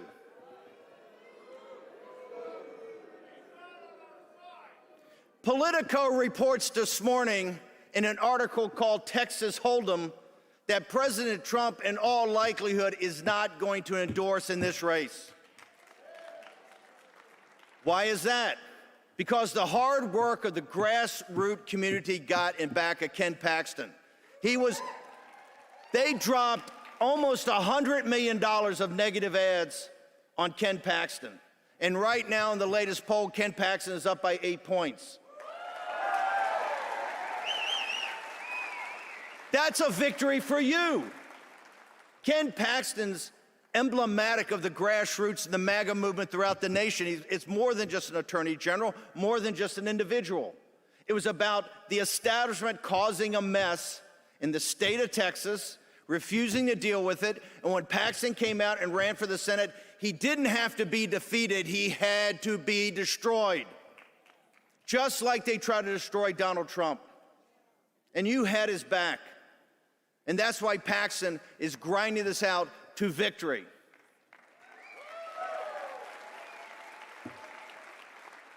I also believe there needs to be a major investigation of the Cornyn political operation, how they raised this money, who put the money in, and how the money was spent to destroy Ken Paxton. It's not acceptable. The grassroots are winning all over the place. Look in the state of Virginia, the Commonwealth of Virginia. They're trying to shift the House to be 10-1. The Republican establishment there absolutely epically failed, and then Youngkin walked away after a horrible, horrible putting forward a campaign this last election cycle. The grassroots under Jeff Ryer, a grassroots chairman of the GOP in Virginia and the Commonwealth, have got thousands of grassroots volunteers, people just like yourself, going door to door right now. And Spanberger's landslide on April 21st looks like she could be defeated. So her entire plan to flip the House and impeach Trump and become Newsom's vice president is being thwarted right now by grassroots people. In a courtroom in Georgia right now, they've got the toughest, most expensive lawyers from the left. Norm Eisen and Abby Lowell in a 5-hour evidentiary hearing. What? To get the evidence back, to get the ballots back. Why? The 2020 election was stolen from Donald Trump, and they know it. You think they have them down there and just like in this room, grassroots people fought for 6 years. They threatened them with prison. They threatened them with bankruptcy. They threatened them to lose their jobs, lose their families, all of it. And those heroes stood in the breach. And now we have the evidence. We have the evidence that the Republican establishment did not want you to see, that the 2020 election was stolen from Trump.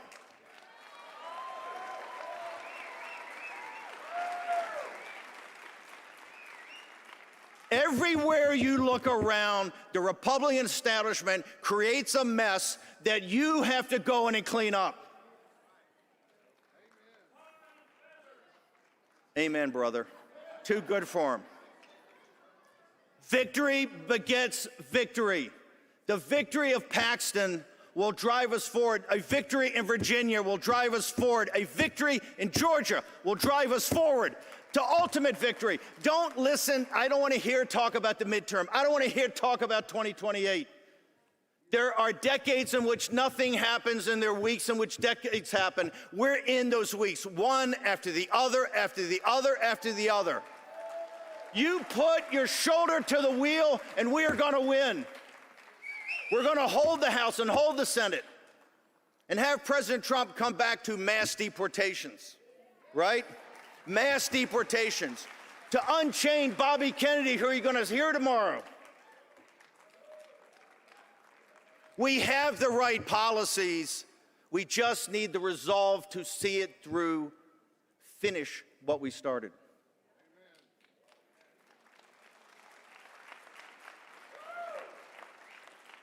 Over a year ago, when Matt and Mercy decided that D.C. wasn't the right place for CPAC, they picked Texas. How providential was that?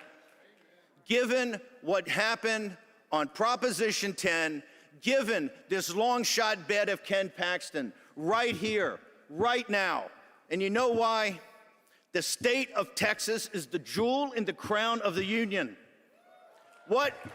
Where Texas goes, so goes the nation, and where the nation goes, so goes the world.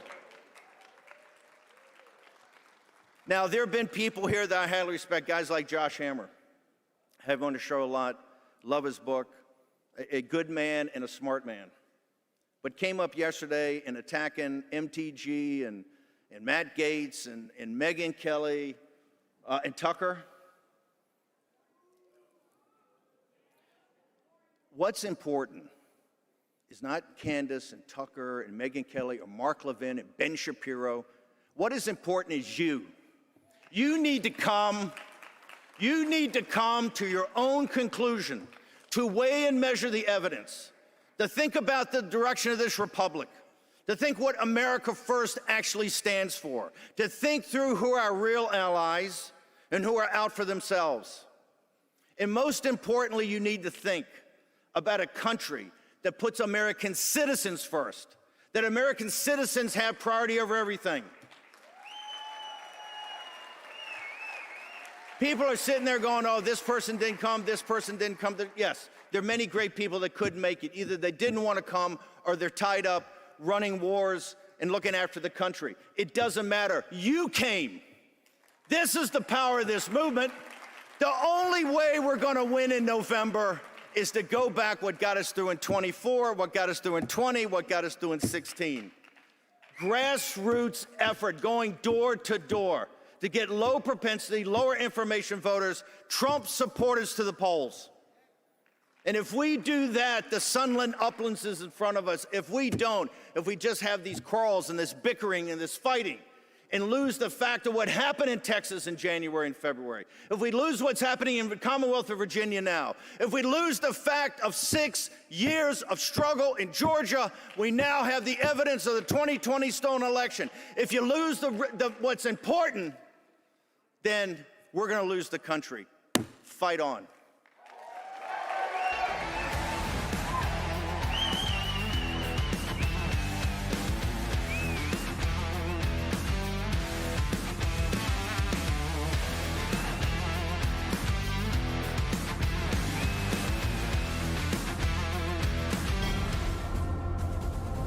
Arise, O sleeper!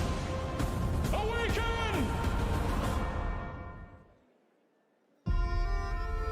Benjamin Franklin, your brother said he could use your help at his print shop. You have my blessing. Gonna do good things, Pa. Great things. From the oceans through the valley. George Whitfield, you will be an extraordinary preacher. Remember the source of your power. You don't believe the stories from London are true? I am doubting Whitfield's claim that he can be heard and understood by so many. Without evidence, I won't believe it. Let us proclaim freedom to the captives! Whom the sun sets free is free indeed! Have you ever heard a voice like that? The blast from heaven. Benjamin Franklin. Reverend Whitfield, partnering with me would guarantee the maximum benefit to your cause. A match made in heaven. Or just a deal made in a print shop. General George Washington. Today, we stand in an even darker valley. The survival of this country must be our chief concern. This Constitution cannot fail. We cannot let the sun set on this nation. You are lighting a powder keg, my friend. When you follow him, you are led by love. Why can't I get through to you? I choose evidence over faith. Stop trying to change me. You have promoted the greatest awakening these colonies have ever seen.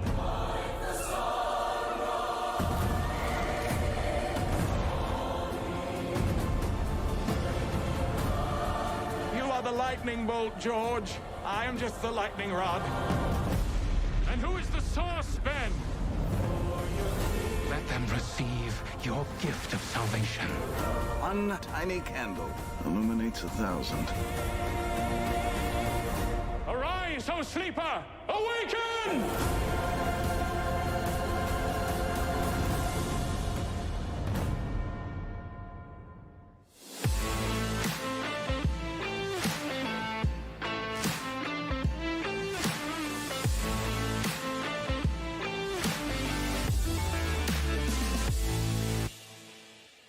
Ladies and gentlemen, this is what Chrisley knows now.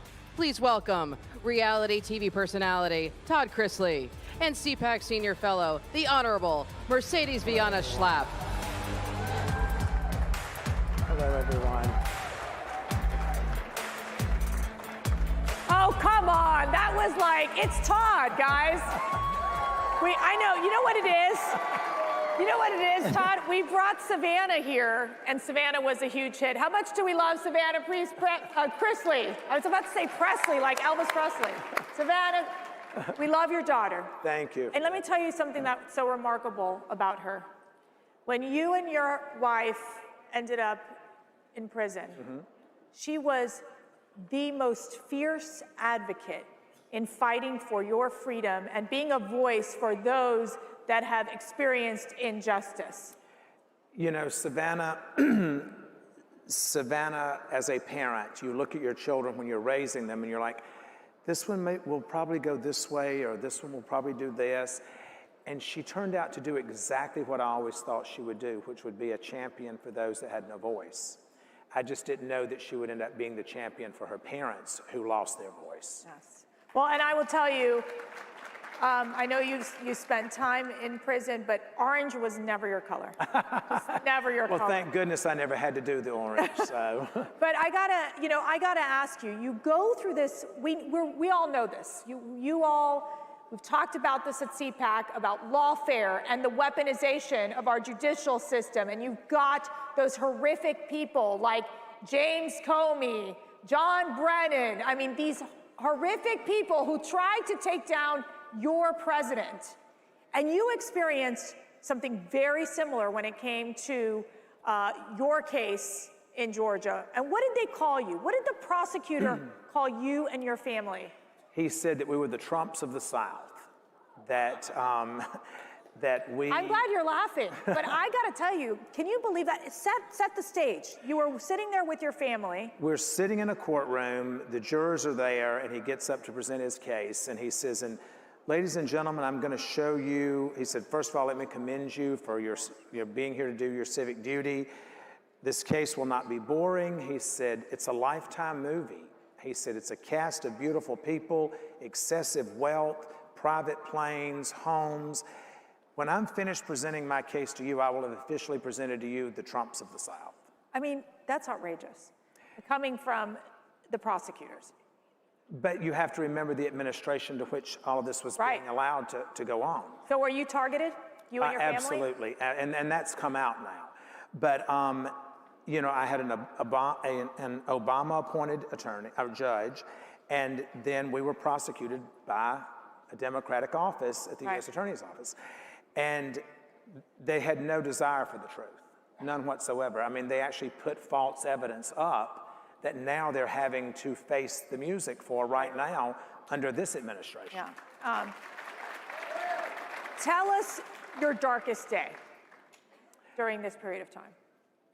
I think the darkest day was, because Julie and I had been together for 31 years, and we had never spent the night away from each other until the day that we both self-surrendered.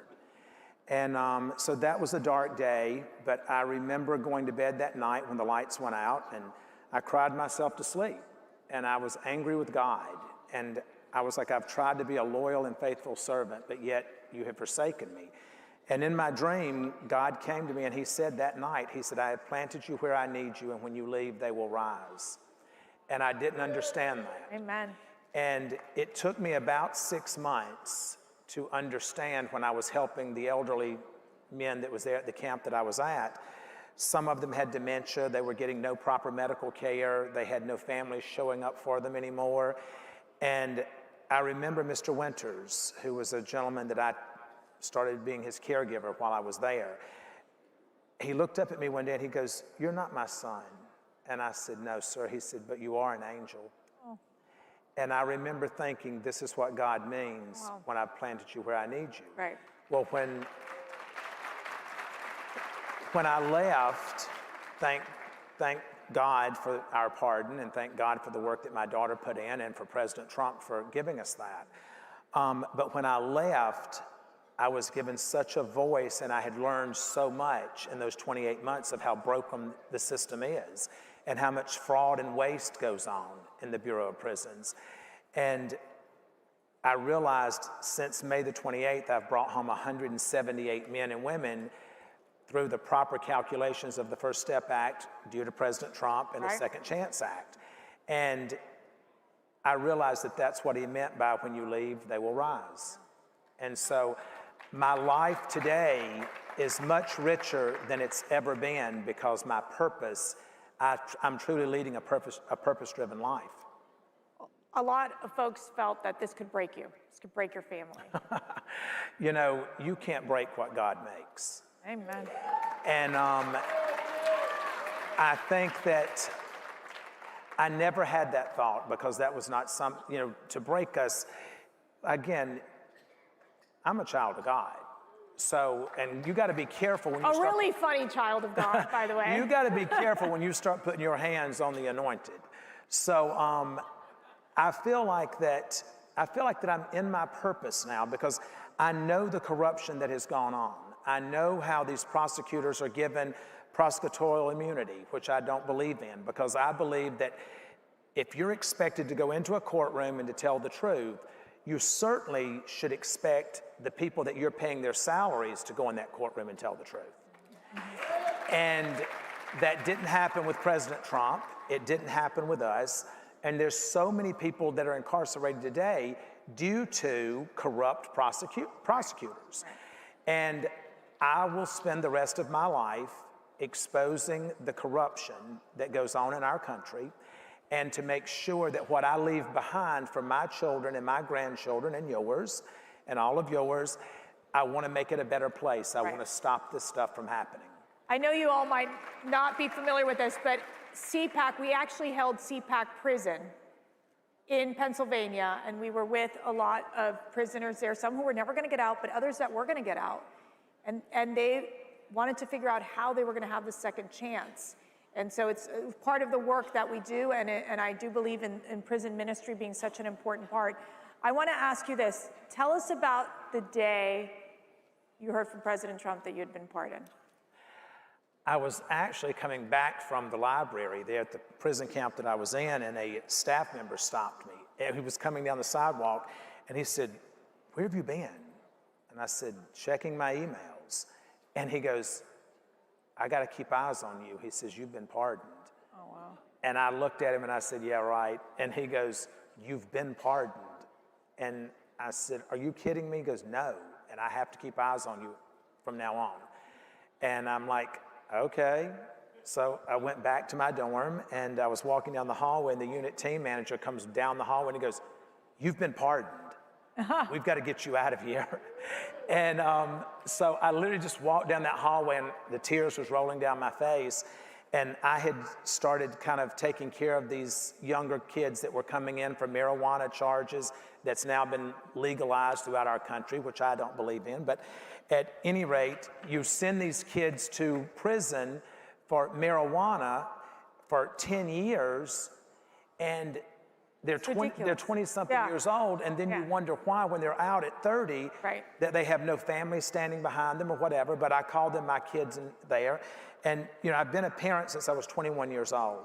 And so... Wait, I thought you were still 21. It's a lie I tell. But, you know, I've been a parent since I was 21, and that was the thing that hurt me the most, is that I was not there to parent my children. And I say that God delivered those young kids to me so that I could parent someone else's children. And I went into my dorm and into my pod, and two of the kids had just gotten back from their work detail, and they said, "What's wrong?" And I said, "I just got pardoned." And they started crying. Oh. And they said, "Please don't forget us." And I said, "That'll never happen." And so I started giving all of my stuff away to people that needed it. because I did have a lot of extra stuff. I know that's shocking. But so I started giving all my stuff away, and I've kept up with my kid. I call them my kids. I've kept up with all 14 of them, and all of them are now home, and I've got them on jobs and in school and doing what they need to be doing. And so I'm grateful for that. I don't have, I just did an interview with the gentleman, Tommy Habib, and he asked, "Are you bitter?" Right. And I said, "No, because that's what the devil wants." I said, "I'm not going to allow the devil to steal my joy." I said, because God sent me on a mission. God walked me in, he walked into the valley with me, and he brought me back to the top of the mountain. So I was never forsaken, so I was never alone, and I never felt alone. It was sad and lonely to be away from my wife, because the prison system would not allow Julie and I to ever speak. We could only email. And people would say, do you think your marriage will survive? There was never a day in my life that I questioned that. And Julie never did either. And she could send me an email, and it would be about something that I was getting ready to email her about. Oh. So it was almost like we stayed on that same page. So what they intended to break us was never going to happen. What they have created is they have fueled me now to expose all of it and to make sure that no other family has to go through what we've gone through and that may not be able to come out and survive it the way that we have. And in so many cases, these families that don't have the resources to defend themselves, and they end up stuck in this never-ending cycle of then ending up in jail and the need for sentencing reform in so many cases. Well, you have these judges who are on these benches, and they have this godlike complex. Yes. They want to Oh, we know activist judges, right? Yes. And, and I've been very vocal and candid about the judge that we had. It's such a disrespect, for the position. Our judge would come in every morning of that trial with no shoes on. And I would think, of course you would notice that. Well, yeah, because you're looking ratchet. You're looking ratchet. You're not. And I thought the prosecutor you said wasn't too attractive. We had no attractive prosecutors. That would have helped. But now you're being prosecuted by people that are just, not even their own mother loves that face. So I just think that it was a situation, it was a perfect storm. It was a perfect storm, and the press didn't want to report that, we settled a multi-million-dollar settlement against the state of Georgia. Right. They don't talk about that because then that would expose the state of Georgia for what was going on. Well, there's someone called Fannie Willis there.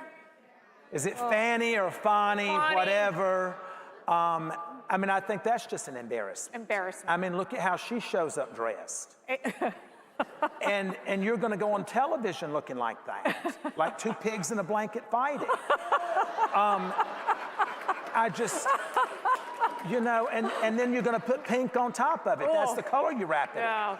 That was bad. But you look at how they put it, again, creating a perfect storm. Right. They all worked behind the scenes to take down the President of the United States. When I was in school growing up, in sixth grade, you had a picture of all the presidents in your civics class, and you did the Pledge of Allegiance, and you were not afraid to say you were a Christian, and you were allowed to have a Bible, and today we're to be ashamed of that. And you're going to talk about the president, the leader of the largest nation on earth. We're going to create skits to talk about this man, to try to tear him down. Even if you don't like him, he's still your president. Right. And you treat that office with respect. So you're talking about President Trump and you're a celebrity. Yes. That doesn't go together. The Hollywood life, and I know you don't live in Hollywood, but that Hollywood industry and being conservative. You're a target too. Well, listen, I can remember when our show first started, we always pray before we eat. And production came to us and said they would like to cut that scene out. And I said, well, then you're going to get a one-season show. I said, because I won't hide my faith. I said, my children have been educated in a Christian school. I says, their grandfather's a Southern Baptist minister. And I says, and they know their Lord and Savior. And I says, and we won't shun that. And so they kept it in.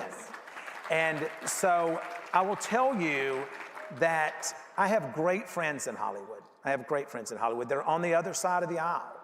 And we have great, healthy conversations. It may shock you at how many people that are in television actually voted for our President Trump. Oh. Give us names. No. That's their story to tell. But I will tell you that there are many in Hollywood that voted for President Trump.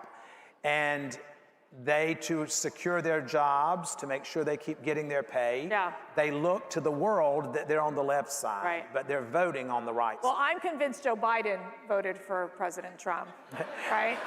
So, I'm not convinced that Joe Biden was ever awake during his administration. They used an auto pen for the vote. Now let's talk about the state of world affairs, right? Let's talk about politics. So there's a big race here in the state of Texas. All right, who's for Paxton? Ken Paxton. Okay, you are. I am. Who's for John Cornyn? All right, that explains why he's not coming. Okay, so Todd, talk to me about this race. I'm moving to Texas, and our family has brought all of our production to the state of Texas. And I love Governor Abbott. I love what he stands for. And I like Ken. I don't care who Ken sleeps with. I like who he is. At the end of the day, I need to know how you're going to vote when your vote needs to be counted. Right. And, you know, John on one hand says, you know, I'll vote to do away with the filibuster. Right. Then when he's interviewed, he's like, well, no, I said I'd look into that. No, you didn't. When Ken stood up and said, if it's for the betterment of our country, if President Trump needs one of us to step down, if John will vote to pass the SAVE Act, I will step down. That gave me what I needed. That was the tiebreaker for me. I think that we focus, you know, we get wrapped around the axle too much about what someone's doing in their private life versus what they're doing for the betterment of the country. Right. And at the end of the day, we need to focus on what's in the best interest of our country as a whole. And that does not mean that I don't have to agree with everything Ken says. I don't have to agree with everything that this politician says, and normally I don't. But at the end of the day, I need to pick the less of the two evils. I need to pick the one that I believe is going to do something great for our nation, for our young children that are growing up, that we can try to pull them back to center and be able to have a more loving and kind and compassionate society. What's your message to, these are the workers, these are the leaders, these are the people who are going to win elections. That's right. You all are what matter. Talk about being the anointed one. You all are anointed ones in this work that you are doing. What is your message to them? We're going into these midterm elections. What's your message to them? You know, we all have to get out and work. We have to further the message that we're trying to deliver as a conservative party. And you know that we're not up against someone who's fighting fair. We're not up against someone, anytime anyone fights for against the right thing being done, like the SAVE Act, you know, everything has a twist to it. We as conservatives put our twist on it, just like the other side puts their twist. They're a little better at theirs because they will all get together and they will come together and they won't divide on that lie. They will die on the hill for that lie. We will split every now and then. We need to come together as a group of people, and we need to stay united to the core values of what our party stands for. Yes, yes. Your show, give us an update. When are we going to be watching our segments here? We're all ready. We go back into production next month, and thank you. God has redeemed and restored our family 7 times. So we are very blessed, we're highly favored, and God is good to us. So we're looking forward to starting our next chapter here in the great state of Texas. And We hope to deliver a faith-filled family show that you can sit down with your family and your grandchildren and your children, and that you walk away with whatever lessons is going on in our life, whatever our situations are. We want to share with you, and hopefully we will give you something that you can build from. Well, you bring us great joy. Thank you so much. You're so funny and just so real. And we need so much more of that. Not only in Hollywood, but in our world. So thank you, Todd Chrisley. It's such an honor to be with you. Thank you so much. God What bless about Todd Chrisley? Thank you so much. Thank you so much.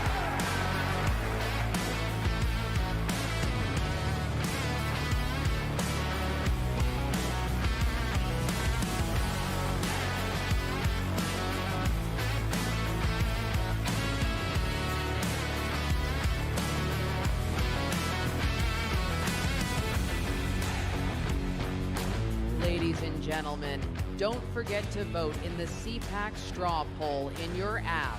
The CPAC straw poll will close Saturday morning at 10 a.m. Hey y'all, we're Jessica and Jeff Robertson, and we've got some exciting news to share. We're joining the Great American Media family. Our new unscripted series is a journey that takes us out of our Louisiana comfort zone and into a brand new chapter, expanding our roots to a ranch in Texas. Along the way, you'll meet our kids, grandbabies, relatives, and a community who reminds us of what matters most. We can't wait to invite you on this faith-filled adventure exclusively on Great American Pureflix, Great American Family, and GFAM Plus. People suffered under, continue to suffer under this regime. This regime kills its own people, kills its young women, young men, that all they want is freedom. The moment the unity is shown against these despotic regimes, it's the first day of the last day of those regimes. Reports indicate that over 600 individuals were executed in Iran within a 6-month period. Observers report the imprisonment of political dissidents alongside funding for overseas operations. Human rights monitors say hundreds of activists and journalists are currently imprisoned in Iran. An estimated 4 million Iranians living abroad continue to advocate for democratic reforms. It will be a big task, but it is worthwhile, and we have to Let's do it. Let's do it.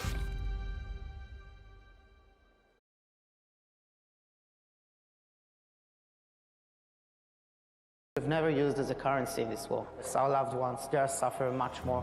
And when we think about the pain that they have to endure, was still in captive, we get strength and we get the power to do everything we can to help them. Anti-Semitic incidents in the United States have reached record highs. Attacks range from assaults and vandalism to online harassment targeting Jewish communities. Hostage families continue to speak out, reminding the world that Hamas still holds civilians captive. Protecting Jewish Americans has become a frontline issue in the fight against anti-Semitism. Just keep this issue front and center. Keep praying. Really, this is the time to pray.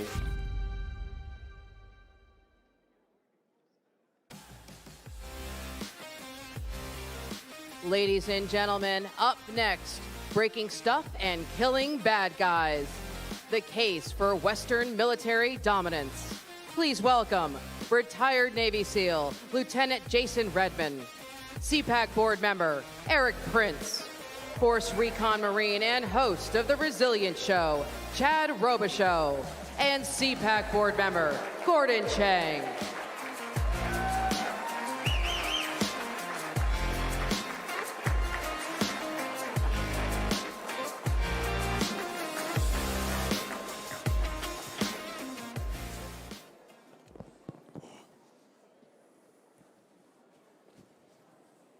This is day 38 of the war. Eric Prince, what do we do now? I counseled as loud as possible against doing this in the first place. We face an extremely difficult challenge. The Iranians learned their lesson from what happened to Iraq. Decapitation of the leadership structure of the Iraqi army. The Iranians have done the exact same thing. There's 31 different military districts. All clear direction given to those 31 commanders is to continue to wage war against whoever they can with whatever they can. That's why you've had so many strikes across the GCC. That's all kind of entrepreneurialism. The only person that can countermand that order is the supreme leader. Not the president, not their foreign minister, not their chief of the military, only the supreme leader. And we've killed the supreme leader now, his father, his wife, his sister, other family members in an ancient society. In an ancient society that understands blood oath. So I don't share the optimism of the administration that there's going to be a peaceful stop to this. They will burn it down, and my real concern is that if they try to put boots on the ground, force the Straits of Hormuz, you will see imagery of burning American warships in the next couple of weeks. And I don't think people are really prepared for that. The U.S. military for 2 years tried to bomb the hell out of the Houthis and to open the Red Sea and the Bab el-Mandab, and it didn't work. And to think that we're going to force that on the IRGC that's prepared for this moment for the last 46 years, I am extremely concerned. So I would, look, Iran doesn't have an Independence Day because they've not really been conquered since Alexander the Great.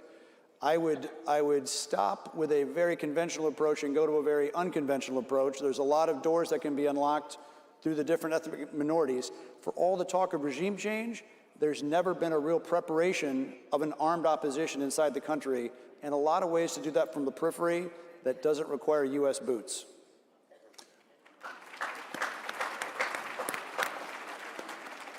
Jason, you just heard that this is going to be an extremely difficult task. Your thoughts, please. I do agree it would be an extremely difficult task, but I also believe that unfortunately, whether you agree or disagree, we have launched on this endeavor. And unfortunately, I served in Iraq and Afghanistan, and if you look at the time we spent in both those nations when we decided, you know, in Iraq when we said, hey, we're pulling out and we're leaving, and it led to the collapse of what was there and the collapse of that government and the uprising of ISIS. Same thing in Afghanistan with the Taliban back in power, the same Taliban that Chad and I fought against for 20 plus years, friends of are buried fighting against them. I think in Iran, we have given an opportunity to the people of Iran to step up and have a level of freedom against a repressive regime that hasn't existed in almost 40 years. Iran has been a clear and present danger against the United States of America. I lost friends on my deployment in 2007 due to Iranian EFPs. We knew that Quds Force commanders were on the ground.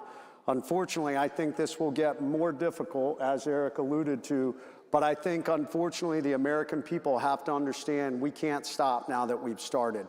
And here's why I believe that. I fought for 21 years. Amen.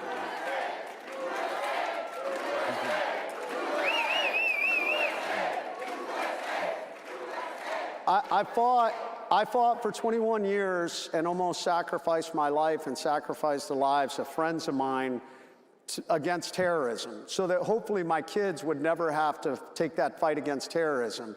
I have my first grandchild coming.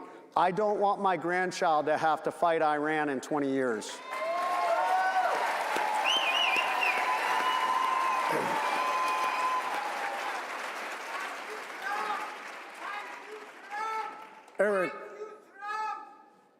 Eric, I know that however this war in Iran ends, and I know that President Trump will win it, for the reasons that Jason says, we're going to have to rebuild our military.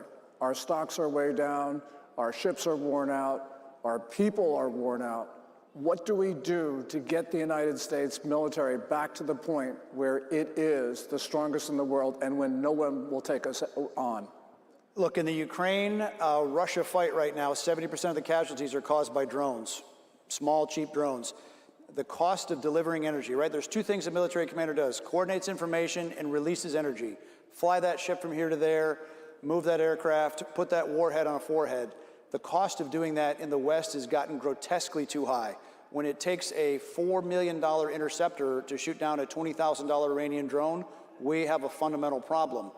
The lessons learned, the innovation that's happened at the edge of battle in Ukraine, those lessons have to be absorbed here. Look, the Department of War has started that with a drone dominance program, a rapid fire competition for that space. They need to do that across all parts of weapon development, because for the last 30 years, we've allowed basically a defense cartel of 5 super majors to massively overcharge what it costs to deliver energy for a U.S. decision maker.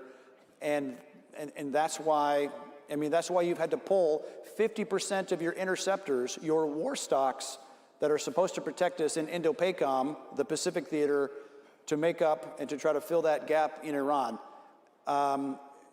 If they decide to put combat troops into Iran, it will be vastly more expensive, and people need to read stories about Gallipoli and what happened there and what happened at the Battle of Jutland. Empires don't live forever, and you have to be exceedingly cautious in how you expend force. Just because we've won the last few we've been through doesn't mean it's inevitable. Yeah, the important thing here, warfare, of course, is changing, but we also need a Pentagon that will adapt. We need a Pentagon that will be able to do the things that Eric talks about. And, of course, the rebuilding of the military starts with people. Yeah. Chad, when my wife and I were having dinner at Sassy's truck stop in Limestone, New York, when we got the news that President Trump had nominated Pete Hegseth as Secretary of Defense. And my wife said to me, he has put #1 priority, the president has put the #1 priority on retention in the military and recruitment. This is an important issue for you. It's a very important issue with me, and it's why I got behind Pete Hegseth when he was not nominated to be secretary. I believe in my time around the military, the #1 issue in our current state is morale, recruitment, and retention, and Pete Hegseth had aligned with that. Bringing someone from inside the institution, the military, we've seen that systemically had been continued to be a problem through multiple administrations, but primarily during the years of the Biden-Harris administration. What I seen in my 30 years in and around the military was the lowest morale that I had seen in 30 years, the worst recruiting since Vietnam, and the retention. We were losing all of our GWAT warfighters who had tremendous amount of experience, and they were going away. And look, we have the biggest, baddest, best military, not in the world, in the history of the world. However, if we don't, it doesn't matter what equipment, what technology we have, if we don't have the right men and women, the best and brightest of our nation, raising their hand to serve, then we're not ready. And readiness is important to our national security. I believe it's an imminent threat to our national security. And Pete Hegseth not only was up for that challenge, but in 2 years, we've seen him turn all those things into the best morale, the highest morale I've seen. And I work through Mighty Oaks Foundation. I'm always around troops. I've spoken to over 500,000 troops. I'm at base to base to base. Jason and I just went and did Marines and Navy 250. We have a motivated military force right now. The recruitment is at a 15-year high, and the retention, we have the retention that we need to be able to fight these wars. And so Pete, it's amazing to see. Pete is in the trenches. I mean, we see him doing PT and getting out there with the guys, but he's on ranges shooting. And it's not just for photo ops. He's wanting to hear from them. He's wanting to hear from the warfighter what they need, and it's a long stretch away from the double masked, triple vaxxed, absent on duty Secretary Austin. And so it's very, very necessary. Amen, Chad. Jason, what does the warfighter need? Having a hard time hearing. Say that again. What does the warfighter What does the warfighter need? Warfighter needs the support of the American people. The warfighter needs the equipment, they need the training, and they need the technology to move forward on the battlefield. They also need a leadership that's willing to be smart about when we employ them. I think peace through strength, this idea, it is how do we build the latest technology? How do we build the greatest fighting force? And we have been that for years, but that's been degrading. After the war on terror, there was a degradation in the amount of ships and the amount of technology in our jets, all the infrastructure that now is needed to be built back up. But there's an additional caveat to that, which is when do we employ our forces? When do we utilize that peace through strength? Where do we project power around the world? How are we smart about that? I think for decades and decades, we have placed ourselves in locations around the world to project that power so that we can support the warfighter, and we're strategically positioned around the world. I feel like we're pulling away from that. I feel like there's this idea, oh, if we place a base in this location, this is a poor representation of the American people, or it's a fallback on this colonial idea, or things like this, colonialism. Well, why didn't we keep the base in Afghanistan? In my opinion, we absolutely should have kept Bagram. We should have parked strategic bombers there. We should have left troops there and special operations forces. We could have prevented the fall of Afghanistan if we had been smart and strategic and had been willing to focus on that peace through strength instead of this pullback. That is what will enable our troops to be successful, build morale, and know that they have the strength and backing of not only the American people, but the leadership. I think, Eric, I mean, what Jason said is so important. Had we kept Bagram Air Force Base in Afghanistan, you know, we would be in a lot different strategic position with Iran right now. I mean, we had told that we are maybe warmongers for keeping our sons and daughters at risk by having these contingencies around the world. We withdrew from Afghanistan with this lie that we had been in this endless war, this 20-year war, and we had American sons and daughters there. We had 2,500 troops there. One time, at the time of the withdrawal, we had 4,000 troops. We still have 80,000 troops in Japan, and since World War II, we have 40,000 or so in Germany, 35,000 in South Korea. We don't stay in wars because of these contingencies around the world. We prevent wars through our presence, and so. Eric, you are, I believe, the preeminent thinker on the U.S. military. What do you think about what the warfighter needs? Look, the redirect of the administration has been fantastic in terms of focusing on merit and lethality. A military should not be a social engineering organization.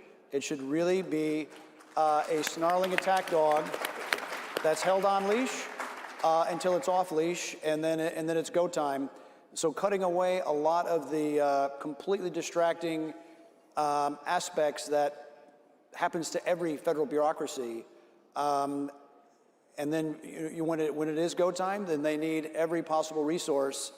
They have, but again, in a year, in a couple of months, it's not enough time to fix decades of true mistakes in procurement, in promotions, and everything else. One of the problems of the global war on terror is nobody got fired. Remember, when what took Lincoln 5 heads of the military, he fired 5 chiefs of staff to finally get to victory. The generals that finished World War II were not the ones that won. So I don't think the thinning has gone nearly deep enough into the General Officer Corps, into the Officer Corps. We have about the same level of flag officers today that we did in World War II, but we have 10% of the troops. So in an era of digital instantaneous communications, you have an extremely bloated top-end organization. So my hat's off to Pete Hegseth for trying to change the wheel of the vehicle while you're rolling down the highway. But there's a lot of work to be done, and I think we need to be extremely cautious before we stress, because remember, if you're going to force the Straits of Hormuz, Ketchum Island is the size of Okinawa. Lyric Island is the size of Iwo Jima. Any American with any memory knows how many tens of thousands of casualties and dead we took taking those islands. And that's before you even get to Carr Island, another 500 miles up the Gulf. So proceed with great caution. Eric, while you were talking, you mentioned about Lincoln firing all the generals until he got to Grant. This is the same thing that George Marshall did at the end of the 1930s. He actually established a firing board. He got rid of his friends who were in the military because they were not war fighters. And really what you're talking about is absolutely critical. You need to have at the top, we got war fighters here. We got Chad, we got Jason.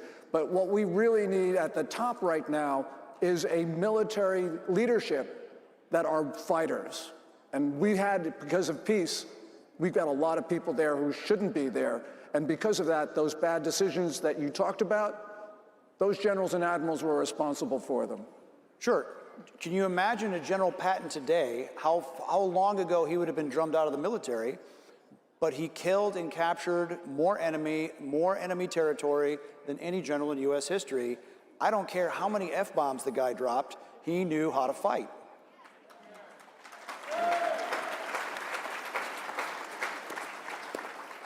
we're running out of time, but I'd like to ask each of you what you want to say to the American people right now.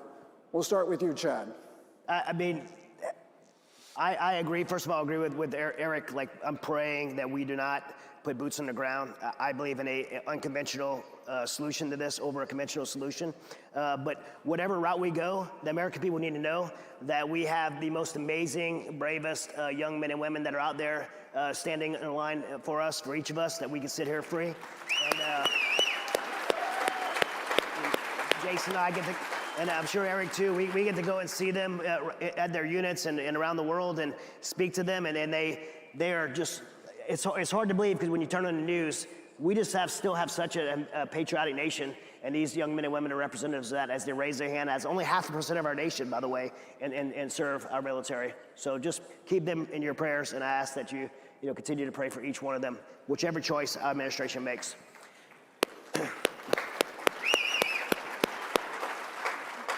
Jason. You know, I am the last person to want to go to war. I mean, I've lost friends. I mean, I'm wounded. That being said, my message to the American people is to understand that sometimes we have to endure short-term pain to endure long-term gain. And that's easy. Well, it's easy to say when I have kids who are now fighting age. They can serve in the military. They can go forward no different than us. 20 years from now, I'll have a grandson that will be in the same place. So it's easy to say that, but we have to recognize that for the future of our country, we need to address the threats that are out there. And if we've started something, and in my opinion, we must finish it. Because if we don't, we only create larger problems later down the road. We only embolden our enemies greater if we don't finish. Eric is 100% right. We must tread lightly, but we've committed to this, and I think now, I hope the pressure of the American people don't back off and don't say, hey, we have to stop because this hurts too much. In the short term, think about the long term and the future of our nation.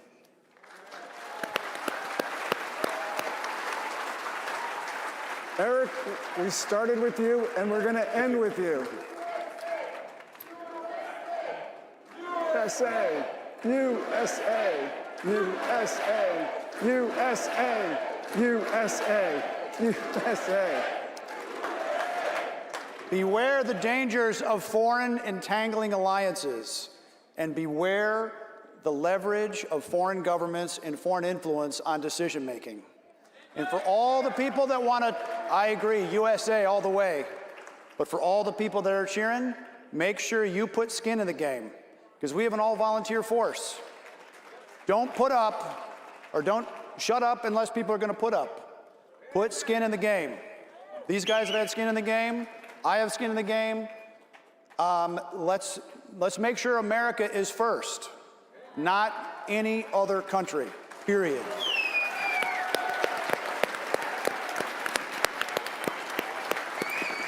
Chad, thank you for being a war fighter. Eric, you are an inspiration. All of us should follow you. Jason, I can't tell you how much I admire you. Thank you. Come on, guys.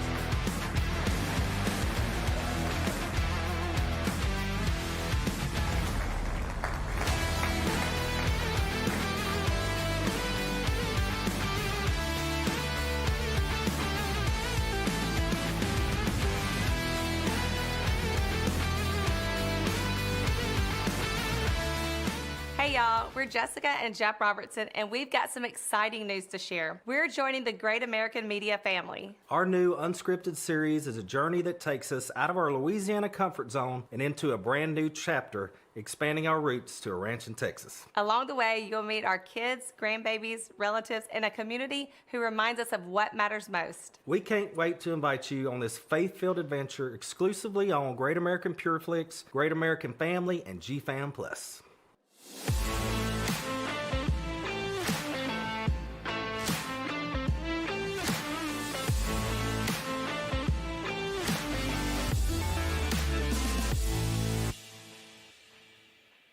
Human trafficking breaks human beings. And I believe everybody in this room believes in the dignity, value, and worth of every human being, and we have an obligation to put those human beings, try to put them back together. You got to educate, you've got to legislate, but you also have to prosecute. Cartels are making $33 million every week off human smuggling alone. Reports indicated that Mexico remains a major hub in the global trade of vulnerable individuals. The United States plays a significant role in both the supply and demand sides of this issue. The elites in this country are not going to stop it. If they were going to stop it, they would have already. This is an issue that I think we not just have a legal obligation, but a moral one as well.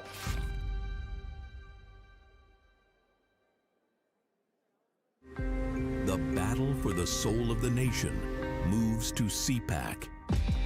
Your mission? Amplify conservative voices, shape the narrative, and drive the movement forward from the inside. This isn't coffee runs and busy work. It's war room strategy, boots on the ground execution, and front row access to power. The next generation of leaders starts here. Ladies and gentlemen, this is The Diplomat. Please welcome Special Presidential Envoy for Special Missions of the United States, Ambassador Rick Grinnell, and CPAC Senior Fellow, the Honorable Bianna Mercedes Schlapp. Looks like the RNC stage. Huh? Looks like the RNC stage.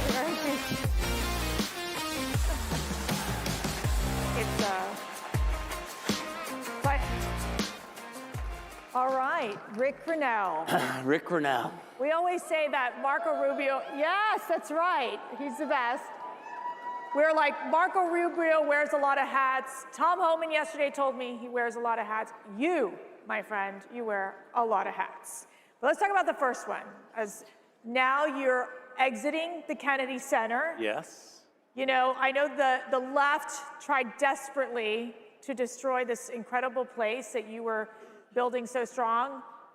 Tell us, what are we moving into now? What phase are we doing, and what are the successes that you've had at the Kennedy Center? Well, you know, one of the things about Washington is they love to kick the can down the road. They don't ever solve problems, and we're so frustrated. You look at the border, you look at any issue, Washington, D.C. doesn't know how to fix problems. President Trump came in, and the then Kennedy Center, which was financially a mess and structurally a mess. And I actually think people should go to prison for the deferred maintenance on the Kennedy Center. When you look at what they said that they were going to do, which was fix the Kennedy Center, they were getting federal dollars to maintain the building. They were not maintaining the building. After 10 years of all of that, the place was literally falling apart. Lawsuits from the ceiling falling on cars. Every time there was rain, it poured in through the roof. The sewer system would back up. Pipes would burst. I arrived, and we didn't even have the fountains out front that were able to work because they were going down into the parking garage and flooding the parking garage. The marble was literally falling apart. And President Trump, when I first came, he came over, and we took him to the bowels of the basement. And he saw it immediately, and he said, wow, this place needs to be fixed. Some of our engineers were saying we should tear it down and start over. Right. But President Trump said, we're going to fix it. And we've tried to fix it as we've gone along, but the best thing to do is to shut it down, turn it into a construction site for 2 years, bring it back better than ever. We have to do that because of years of neglect, of people literally saying that they were going to spend money on maintenance, and they didn't. So they were lying. You also think about the programming, which was so far left that corporations had abandoned the place. So the model of how we paid for the arts was not working. And let me just say this. The New York Times, which I don't quote very often, they've done 2 front-page stories about the arts in America. One was that Broadway was dying. People weren't buying tickets because the shows were just not the traditional Broadway shows that people wanted to go see. That was one. And 2, the Met was $300 million in debt. So this phenomenon of arts institutions not being able to pay their bills and ticket sales plummeting, shame on the media for suddenly holding the then Kennedy Center to this standard that they didn't hold the rest of the arts institutions across America to. And we actually stepped out and fixed the problem, and now we're fixing the building. So we will be able to say we fixed financially and physically the new Trump Kennedy Center. Yes, the new Trump Kennedy Center. And what can we expect, real quick, what can we expect coming out after the construction is completed? I think one of the most beautiful buildings ever, which will not have any structural problems. You're going to arrive at the new Trump Kennedy Center and think, wow, this is an amazing building. We're going to have state-of-the-art technology, which we don't have right now. And I also think you'll see the programming go back to the traditional big stuff that sells. For instance, we've had, Chicago the Musical, which comes to the Trump Kennedy Center next week, sold out. We've had all sorts of big programming that appeals to the masses. What doesn't appeal to the masses are these niche little programs that programmers have been spending millions of dollars on, and corporations don't want to support. So when you don't have the combination of corporate dollars or enough ticket sales, and remember, the Trump Kennedy Center has 19 unions, so it's incredibly expensive to put on a show, and the theaters are very small. So the challenges there have been enormous. And then lastly, I'll just say, the previous administration allowed there to be the building of this brand new section of the Trump Kennedy Center called the Reach, a modern section of that. They told people it would be $100 million to build the Reach. We didn't need to build it, but they went out and raised, and they said it would be $100 million. When all said and done, they spent $280 million, not 100, $280 million, and took out a $30 million loan. Oh my. Now, the Washington Post, the New York Times, who cover the Trump Kennedy Center, have never printed any of that because they don't understand finances. You've got these woke arts culture reporters who all they want to talk about is the latest soprano that's coming to the center and how much money we might be paying for this and how we're cutting edge programming. And what I was saying is, you need somebody to run this organization more like a common sense business person, so that when you're all said and done, you're paying for these performances without going in debt every single time. You can do it. You've just got to have common sense programming that corporations support. Okay, from arts to war. I've been reading these articles. The arts were a war, just so you know. The art of war. We've been moving, we've been reading these stories about there's a MAGA riff on the Iran war. There's a disagreement amongst conservatives. What's your sense of what you're hearing, what you're learning, and viewing it also from a diplomatic standpoint, not what we just, we witnessed this military campaign here on the stage with Eric Prince and several others, but really shifting that gear into the diplomatic world. So talk to me about what you're seeing in terms of the riff, if there is a riff in MAGA, number one, and number two, looking into, are there potential diplomatic solutions, in this Iran conflict? Well, first of all, the one thing that I love about the MAGA movement is that we actually have opinions. We share our opinions. We're proud to be transparent about those opinions, and we try to work through these issues. It's, the Democrats really demand that people just fall in line. Well, we don't do that. We have a messy debate, and sometimes you see it play out. What we're unified on, though, is trusting President Trump. I think what everybody understands is that President Trump is looking at intelligence that we aren't. President Trump is talking to our allies more closely than anyone else. The media doesn't know, and most of us don't know exactly what President Trump knows. And so I think the first rule is that we trust him. What I would say is what we just saw from the last panel, they were talking about the need to confront our threats, right? And we all agree that we should confront our threats. But what I want to see, what I've advocated for my career, is that when we confront a threat, that we don't just immediately assume that this goes to the Department of War or the Pentagon, right? We have to be sophisticated enough to know that if you're going to confront these conflicts and you're going to problem solve, then you better have a State Department filled with diplomats who are really tough.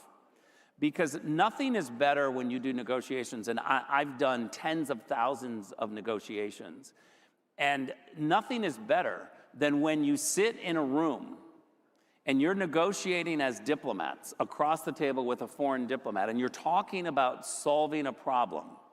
Nothing is better than to have the diplomat on the other side know that I've got a president of the United States, I've got a boss who doesn't just have a threat, he has a credible threat. Yeah. And when President Trump says, I'm going to do something, and I don't just mean military action. When President Trump says, if you don't do X, we are going to increase tariffs. Yeah. People know, countries know, he's increasing tariffs. Mm-hmm. That is going to happen. And what I love about this president is that he doesn't do the typical Washington thing of, you know, we're going to talk to the Treasury Department or the Commerce Department, and the deputy assistant of this and that is going to give us a white paper, and we're going to look and study issues. President Trump says Tuesday, if you haven't moved, we are going to increase tariffs. Yeah. They move because they don't want the tariffs increased. This is a difference between a threat, which is what Kamala said, no, don't, and a credible threat, which is President Trump saying, you have until Tuesday. You're giving even too much credit to Kamala Harris, let me tell you, because then she'll say no, don't, and then she'll go into some sort of word salad that no one understands.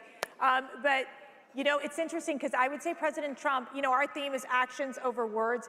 President Trump is the ultimate actions over words leader. Yes. That's exactly right. That's it. What do you think the end game is going to be in Iran? For Iran, well, first of all, I've been working on this issue for a very long time. I was at the UN for 8 years. I was inside the UN Security Council. We were confronting the Iranian issue. And this is what I mean by having this constant Washington, you know, the Iranian proxies immediately attack. They kill people. We then go and try to do sanctions. And there's this constant cycle of not solving the problem, but reacting. And I think President Trump was just sick of it. He was sick of this constant cycle and said, how do we fix this? Let's talk about what we do know. We do know that Presidents Obama and Biden decided to believe the Iranian regime enough to say, okay, let's cut a deal. We believe you. And we're going to give you billions of dollars in sanctions relief, cash, and credit. One of the threats that we have right now is an Iranian regime, barely alive, but what we had was an Iranian regime that has the cash, thanks to Presidents Obama and Biden. They have enough money for 25 years.